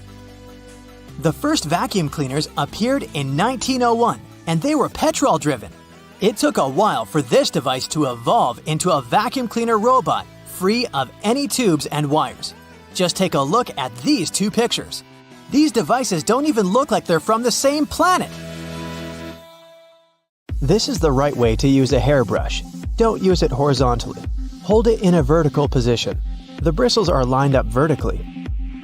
If you hold the comb horizontally, then these bristles begin to bend. You can check it yourself and feel how convenient it is this way. You enter the room and take off your sunglasses. Where are you going to hide them? Are you going to hold them in your hand or hang the glasses on your shirt collar? Or maybe put them in your pocket? The best way is to put the glasses in the breast pocket so the lenses look inside and only one temple sticks out. Your glasses will be protected from damage this way. According to the rules of etiquette, you must always let out those who are leaving the room, building, or elevator first, only then enter. This simple rule helps to avoid collisions and awkward situations. Do you have paint rollers in your house? Let's say you're doing repairs and painting walls. See how a thick layer of paint gets on the roller? People clean it in different ways. Someone washes it off with water or scrapes the paint off with a knife or paper. But there is an easier way. You can buy special squeegees for paint rollers. Their blade shape fits the roller perfectly and scrapes off all the dirt. Toothpicks are always on the table at restaurants and cafes. People use them incorrectly when picking their teeth with them after eating. The correct and cultured way is to go into the restroom and carefully pull out all the food. You don't have to tear off the cover layer from the dishwasher tablet. This layer is tiny. Just put it in the tank and the water will dissolve the cover. You know this feeling of happiness when you're hungry and find some pizza in the fridge? How are you going to reheat it? You can use a microwave or an oven, but there is a great alternative way. Heat a frying pan and put a piece of pizza on the side of it. Add a little water to the opposite side. Then, cover the pan with a lid or foil. Be careful here. After a couple of minutes, take it out and taste the pizza. It's perfect, right? Don't brush your teeth with an electric toothbrush using fast movements. This device should move back and forth smoothly. These shoulder straps with buttons on your jacket have a purpose. They were invented to keep your backpack straps tightly on your shoulders, preventing them from slipping off. Try it yourself. Unhook the straps, put on the backpack, and attach them back. Keep the box with the hole up when you're pouring juice or milk out of it. Then, there'll be less splashing. Always put the toilet lid down before flushing it. Small, imperceptible particles of dirty water splash and pollute the entire space when you keep it open. Many people have a seasoning shaker in their kitchen, and most just shake it to pour spices on food. If you're one of them, stop right there. Just flip it over and scroll the top cover with holes. Spices will easily fall out without any obstacles. Do you have bad breath? How are you going to check it? You can breathe on the palm and feel it, but this method is not effective. It's much better to lick your wrist. Don't touch it with the tongue tip. Lick it with the middle part. Smell it, and yeah, that's what people get when you're talking to them. One of the ways to keep your breath fresh is to stay silent. When you talk a lot, your mouth dries up. Without moistening with saliva, many bacteria accumulate in it, and this is what gives you bad breath. There's an empty space between the panes in the oven door. You can stick a brush in there to clean the window. The entrance to this space is at the bottom of the door. Open the lower shelf, then push the brush through the hole. There are many ways to separate the yolk from the white in a raw egg. You can use special spoons or do it with a bottle. Someone slowly pours egg white from the shell. None of the methods are easy, especially if you're doing it for the first time, but you can extract the yolk much more efficiently without using any additional equipment. Just pour the raw egg onto a plate and take out the yolk with your own hands, but before that, oil your fingers with garlic. Did you know that it's better to wash the rice in cold water before cooking it? Water helps to separate the dry grains from each other. During cooking, the washed rice grains don't stick together. This makes the rice fluffy and delicious. The easiest way to peel garlic is to put it in the microwave. Cut off the tip and leave it in the microwave for 20 to 30 seconds. Done! You can peel it easily now. Do you know how to properly open a pack of spaghetti? Take it with both hands. Hold it upright and hit the bottom part against the table. Don't be afraid to use force. The lower side of the pack should evenly touch the table surface. A slight deviation can damage your spaghetti. You can also open it by strongly slapping its back with your palm. But this option requires more practice. It turns out that you don't really have to wrap your suitcase with a protective plastic film while traveling. You can use a t-shirt instead. Just put your clothes on your suitcase as a cover, and don't waste your time and money wrapping it in plastic. Here's the right way to tie a garbage bag to get rid of the hole in the middle. Don't tie these thin straps together. Hold them to the top. Make a knot, and wrap the knot through the loop. Now you have a good tight seal here. Here's the best way to open a bag of chips at a party. Put the bag horizontally. Fold two corners on the same side and roll this side inside a little bit. Put the bag with this rolled side on the table and open the top. Your ceiling fan has two modes of operation, the winter and the summer one. You need to find the switch to change between them. Switch it up to activate the winter mode, and the fan will pull the air up. Turn on the summer mode, and the fan will push the air down to cool the room. If you're afraid of losing your luggage at the airport, here's a great way to avoid it. You need to take a picture of your suitcase in advance to show it to the airport staff later. You can also buy a special GPS tracker and put it in your bag. It can work for 6 days. You can use your phone to locate your luggage wherever it is. The extra space under your oven is not only for keeping your frying pans and pots. You can put dishes with food in there. The oven heat will keep the food warm. It's helpful if you're waiting for guests and they're late. Don't tuck the bathrobe belt behind the back. Pull it out and thread it through loops on the side of your stomach. After that, tie the belt as you like. The robe will fit tightly to the body. You get a hot pack of popcorn out of the microwave and feel that small unpopped grains are in there. You can get rid of them before you open the box. See that tiny hole in the top? Shake it over a plate and all the grains will fall through it.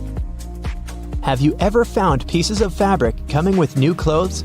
They're not patches. These are the first test subjects before cleaning. You can put this piece in the washing machine and see what will happen to it. If everything's okay, you can safely wash your clothes. Here's an easy way to peel an orange. Just cut off its top and bottom and make an incision down to the middle. Now unroll the fruit. You can open cardboard containers with Chinese food by expanding paper walls and using them as a plate. This way, you'll get more space and cool down your food faster. A responsible dog owner never walks their pooch on hot concrete. Your feet are protected by shoes, but for dogs' paws, roads and sidewalks can feel scorching. When it's hot outside, avoid these harmful surfaces. Stick to grassy areas. Your first instinct might be to shave your dog in the summer. Being covered with all that hair must feel like wearing a fur coat. What lots of people don't know is that dogs' fur shields their skin from sunlight. Without this protection, your pooch can get sunburns. Your pooch will be grateful if you stop taking it for the same boring walk every day. Dogs are curious and they love learning new things and exploring. Mix it up. Take different routes. Go to new places. This will make your pup's life more exciting. Showering your dog with affection after it misbehaved is a sure way to make the animal confused. It needs to learn right from wrong, and it's impossible if you start to snuggle or stroke your pet too soon after telling it off. You have to be firm, otherwise the dog will never learn the rules. A responsible dog owner will never neglect its pooch's teeth. Statistically, 5 out of 6 people don't think brushing their pet's teeth is necessary. That's why more than 65% of dogs have dental problems that go untreated. There's probably no dog that enjoys the process of teeth brushing, and it does take tons of your time. But try doing it at least 3 times a week, and your fluffy friend will be much healthier. Don't allow your dog to run while holding a stick in its mouth. Most dogs love playing fetch and then trotting around with branches in their teeth. But vets know all too well that such games can end badly. One end of the stick gets stuck in the ground, and the excited dog fails to notice the other end jutting into the air. It's much safer to throw rubber balls or toys. Trimming their dog's nails is something a good owner will never forget to do. Dogs do wear their nails down on hard surfaces while walking outside. But if your pooch spends most of its time at home, its nails have to be clipped, just like you. If they aren't, your dog can accidentally scratch itself. Long nails also make walking more difficult. Don't let your pet chew up its toys. Dogs have strong teeth, and it won't be a problem for your pup to bite off pieces of rubber or plastic. If the animal swallows one of them, wow, it can block the digestive tract. Better give your pooch a special chew treat. A good dog owner knows when they have to be firm. Pups can be incredibly cute, but it's not the reason to let it run wild and rule the house. Dogs do need structure. Don't hesitate to be strict when necessary, but doing it in a way without hurting the dog or making it fear you. You have to show your pet who's boss around here. Overfeeding their pooch isn't something a responsible dog owner would do. Yep, even when it's giving you its best puppy eyes look. Some dogs don't have the stop mechanism for eating. You need to figure out how many calories your pet consumes versus how much exercise it gets. Don't leave your pup outside when it's cold. Yep, dogs do have the protection of their fur, but if the weather is too chilly for you, it's likely to be too cold for your pet too. A good owner knows dogs don't like to be petted or even touched from above, on top of their heads. This way, they can't see your hand, and an unexpected movement can frighten them. Try to pet your pooch from an angle where they can predict what you're about to do. Plenty of exercise is great for dogs, but don't overdo it. Your pooch might love to play, but it can easily get overheated. Make the animal rest for some time, even if you see your dogs having fun. A responsible dog owner will pet-proof their bathroom before adopting a puppy. Most bathrooms have cleaning chemicals or toiletries that can be toxic to pooches. Oh, and if you have a large dog, always keep the toilet lid down. The water inside is a far cry from being clean. Sharing your meals with your pooch may seem like an okay thing to do, but there's a reason why specialized dog food exists. It has all the nutrients your pet needs. The food you eat, on the other hand, may have some ingredients that are poisonous to pooches, like raisins, grapes, garlic, or yeast. Oh, and chocolate is super harmful to dogs. Your dog needs sunscreen on a sunny day as much as you do. Without this protection, your pooch can get sunburned. Of course, hairless dog breeds are more at risk than fluffy ones. The same goes for pups with thin or white coats and those with light pigmented eyelids and noses. But never put the sunscreen you use on your dog. It can harm your pet.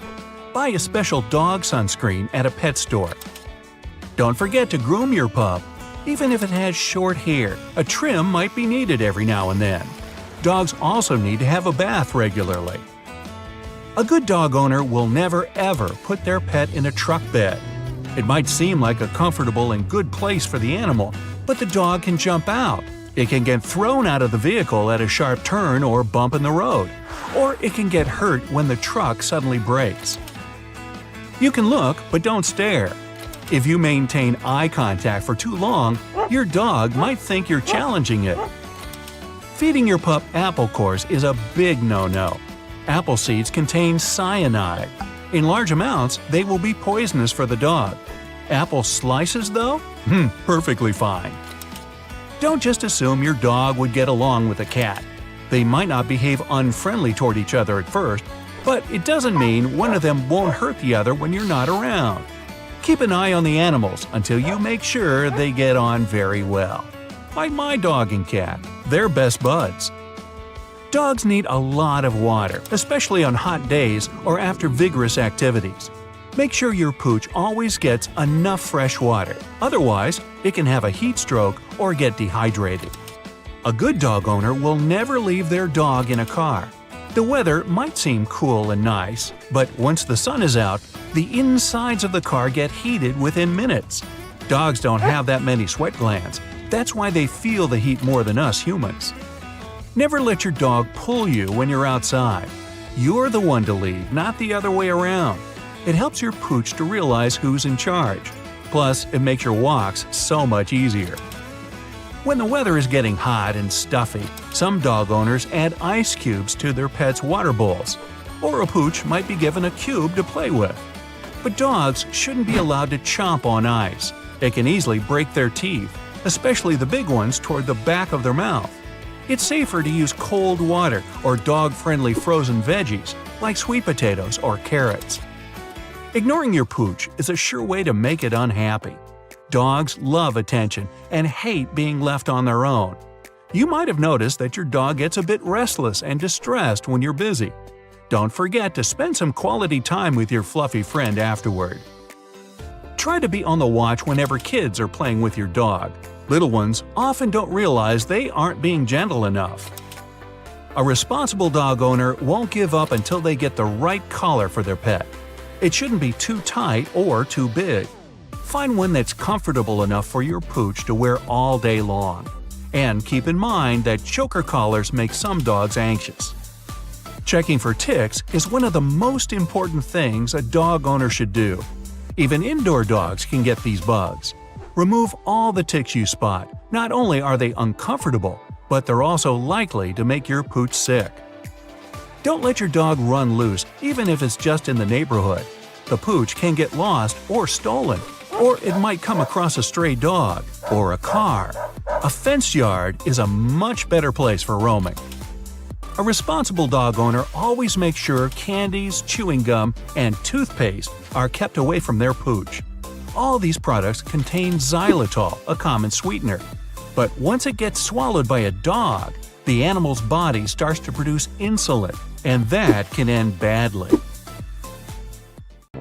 As the famous song says, it's the most wonderful time of the year. Everyone's leaving their homes to go visit their families, and you are one of those people.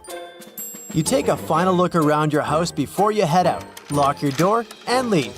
But wait, I have an important warning for you.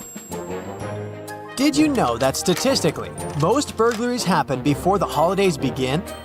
Especially on the 5th, 6th, 11th, 17th, and 18th of December.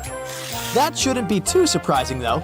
By the end of November or the beginning of December, your house starts to fill with brand new presents. Maybe you have bought an expensive necklace for your mother, the latest tech gadget for your father, and a bike for your nephew. These make a small fortune, wouldn't you agree? I can already see the dollar signs in the burglar's eyes. Your home becomes most vulnerable in the late afternoons or early evenings after the sun sets. Burglars act quickly before you come home from work. Weekend evenings are also when the most burglaries are reported. And when you're out at parties or dinners, burglars know they can take their time since it's likely you will be out until late hours.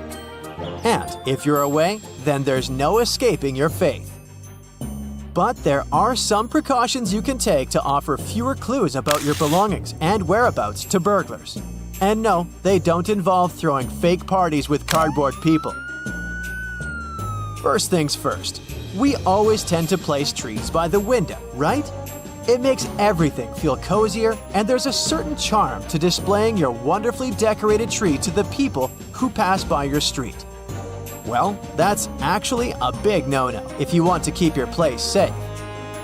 Also, it's not advised to keep your gifts under the tree as well as near the windows or any obvious places for days until it's finally time to open them, because this will allow burglars to quickly locate these items of value. Seeing the tree is already set from your window might get them to start watching over your house as they wait for you to leave so they can finally break in. Whether you're going to be at home for the holidays or you're going to be away, it will always be a clever idea to put your lights on a timer. If you're going to be on the road, have them turn on during the hours you would normally be home so that your place doesn't appear empty. The timer will also come in handy if you're just going to visit a place for only a few hours. If you're not able to get a timer, you can always leave some lights on to make the house seem somehow occupied. Burglars might eventually realize that there is no one in the house since nobody would be turning them off, but it can still save you some time if you're going on a short vacation. And remember, the cost of leaving the lights on will always be lower than the cost of a break-in. On a related note, if you're one of those people who power their outdoor lights with extensions that go through the windows and connect to the inside of the house, you might want to stop doing that. Since this might prevent windows from being properly closed and secured, it will make it a lot easier for any burglar to break in. Instead, you can always use battery-operated lights. You may be inclined to post photos of your parties, dinners, and gatherings on social media to show your new dress or just how much fun you're having to your followers. But I advise you not to do that. At least wait until the event is over and you're home, because that would be declaring that your home is empty and ready for burglars to break in if anyone is targeting you. The more offline you are, the safer you and your house will be. Even if your social media accounts are set to private, sharing your location, status, and so on might still cause you trouble. Because what if the burglar is also a hacker? Having a hidden spare key outside your house comes with benefits when you forget yours at the office or drop them through the elevator holes. However, that will only make the burglars' jobs easier. Even if they don't know where they are, there's a good chance that with a quick search of the usual places people hide their keys, they will be able to find them. What you can do instead is to give them to a trusted neighbor or a friend to keep until you're back and ask them to check your house from time to time, or better, every day. And if you can ask that neighbor or friend if they can pick up your packages while you're away, that will add another layer of protection for your house. Some online orders or mail may not arrive on time, especially during the holidays when the delivery companies get super busy.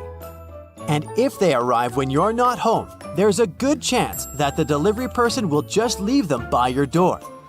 When the packages and letters keep building up on your porch, they will not only help burglars understand that no one's home, but they can also invite strangers to grab your boxes.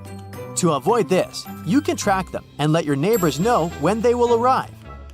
By the way, the same thing goes for any scheduled deliveries such as newspapers, magazines, or bills as well. Before you leave the house, take photos of your valuable items such as jewelry, artwork, and electronic devices, as well as record their models and serial numbers.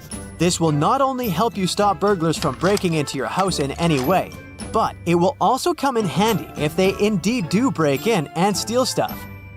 This way, you will know what's missing from your collection and will be able to show pictures to the police, which in return will make it easier for them to locate the stolen items.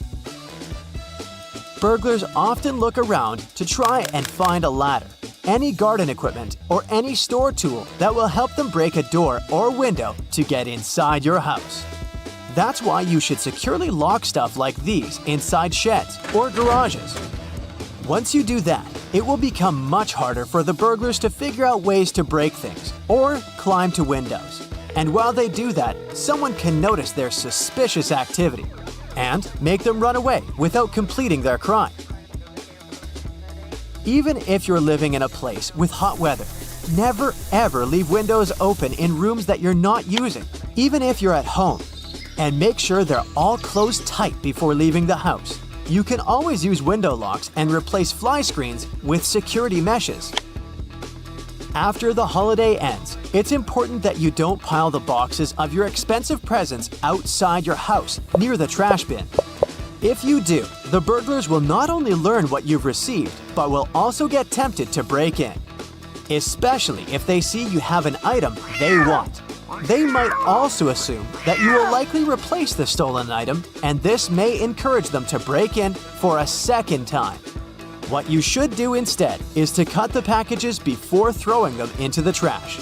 Or you can also burn them in the fireplace to keep the house cozy and safe. Last but not least, it's always beneficial to have an intruder alarm, no matter what time of year it is. And just having it is not enough. You have to remember to use it. Unfortunately, many people who have an alarm don't bother setting it unless they're going on vacation. Setting your alarm should become a habit. Make sure to use it whenever you go out as well as whenever you come in, since there's always a chance that burglars might break in while you're sleeping in your bed too. So, have you checked all the precautions off your list? Good! Then happy and safe holidays! Now, how many functioning razor blades have you thrown out because they got oxidated and rusty? Ew. And how much usable toilet paper have you wasted because you didn't know any better? Luckily, that can change if you follow some simple tips. Now, let's say you've just arrived back from the grocery store. The bags are full of fresh produce and refrigerated items. If you're a Type A person, you probably look at your empty fridge and start throwing your groceries inside without any type of organizational system. Now, if you were a Type B, maybe you stop for a moment to assess the situation and try to figure out the best way to distribute your food. No matter which scenario you fit into, I bet you've been storing some essential day-to-day items in a very wrong way. Take eggs. We're used to them coming beautifully placed in their little carton packages, ready to be picked one by one and transferred to the egg compartment located on the fridge's door. But have you ever stopped to wonder whether that is really the best place to store your eggs after all? Turns out it's not the ideal place for them. The refrigerator door is one of the warmest parts of a fridge, as it is being constantly opened and closed, compromising the egg's overall quality. According to food safety experts, there is such a thing as the correct order to store food inside the fridge. Refrigeration plays a large role in keeping your food safe. The first rule of keeping food fresh is to always check the temperature in the places where you store it. The temperature inside kitchen cabinets should be between 50 degrees Fahrenheit and 70 degrees. And when it comes to the fridge, it must be around 37 degrees Fahrenheit, while the freezer should mark nothing over 0 degrees Fahrenheit. Store your refrigerated foods by cooking temperature, from the lowest temperature on the upper shelves to the highest cooking temperature on the bottom shelves. Keep ready-to-eat foods that need little to no cooking at all on the first fridge shelf. Then organize the rest of your shelves by cooking temperature. In this scenario, eggs would go on the third or fourth shelf, as they cook between 145 and 155 degrees Fahrenheit. Now bread. If you're a carb eater, you've certainly lost multiple packages of bread before.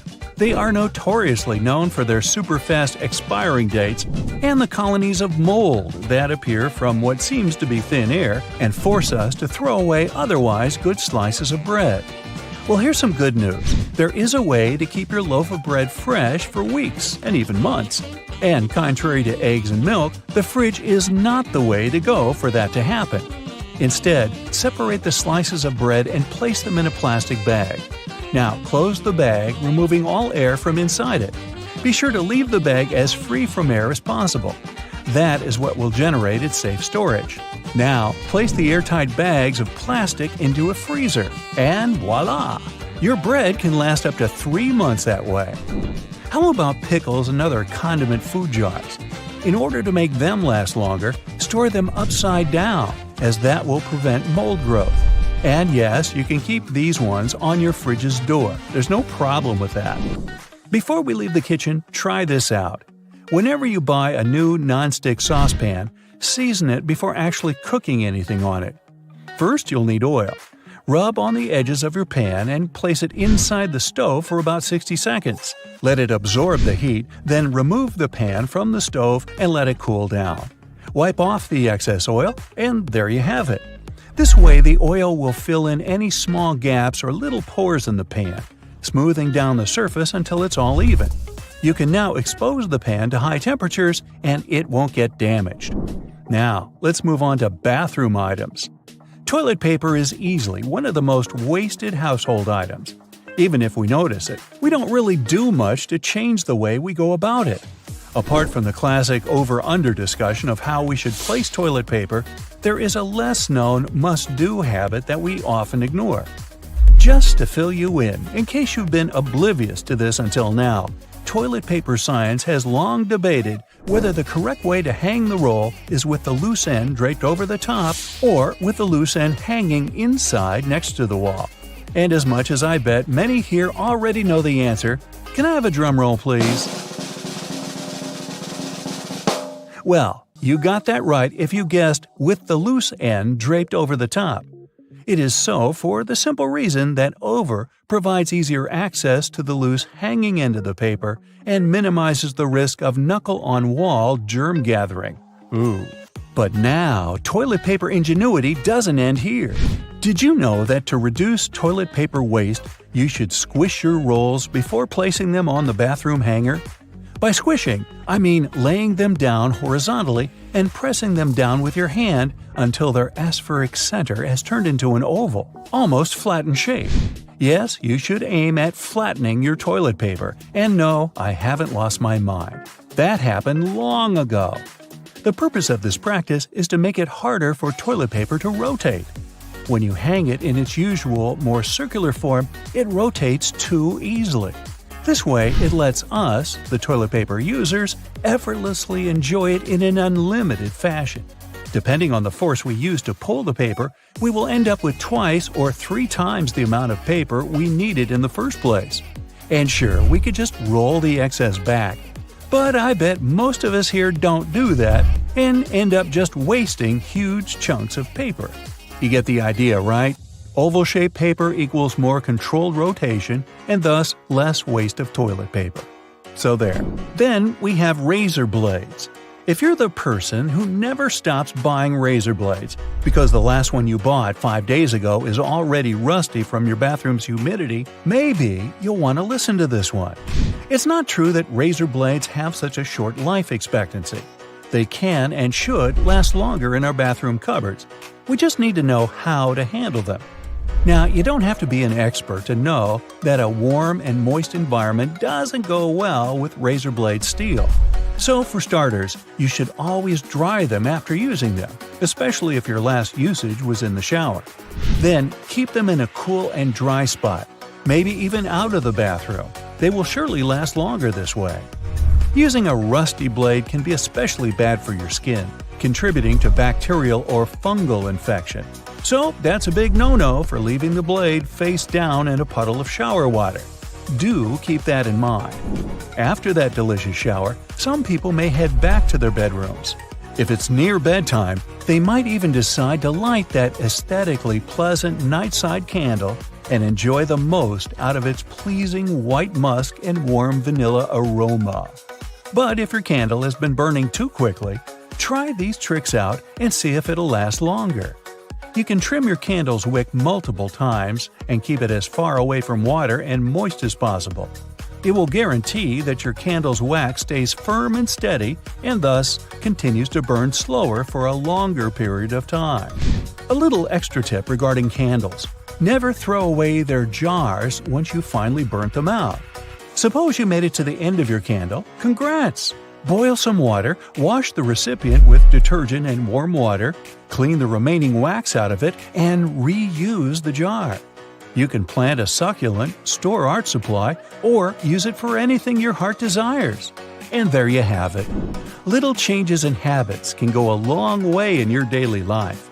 Be sure to check them out and let us know in the comments below which one was your favorite to try out. Me? I'm going to make candles out of toilet paper. We'll see how that goes. That's it for today. So hey, if you pacified your curiosity, then give the video a like and share it with your friends.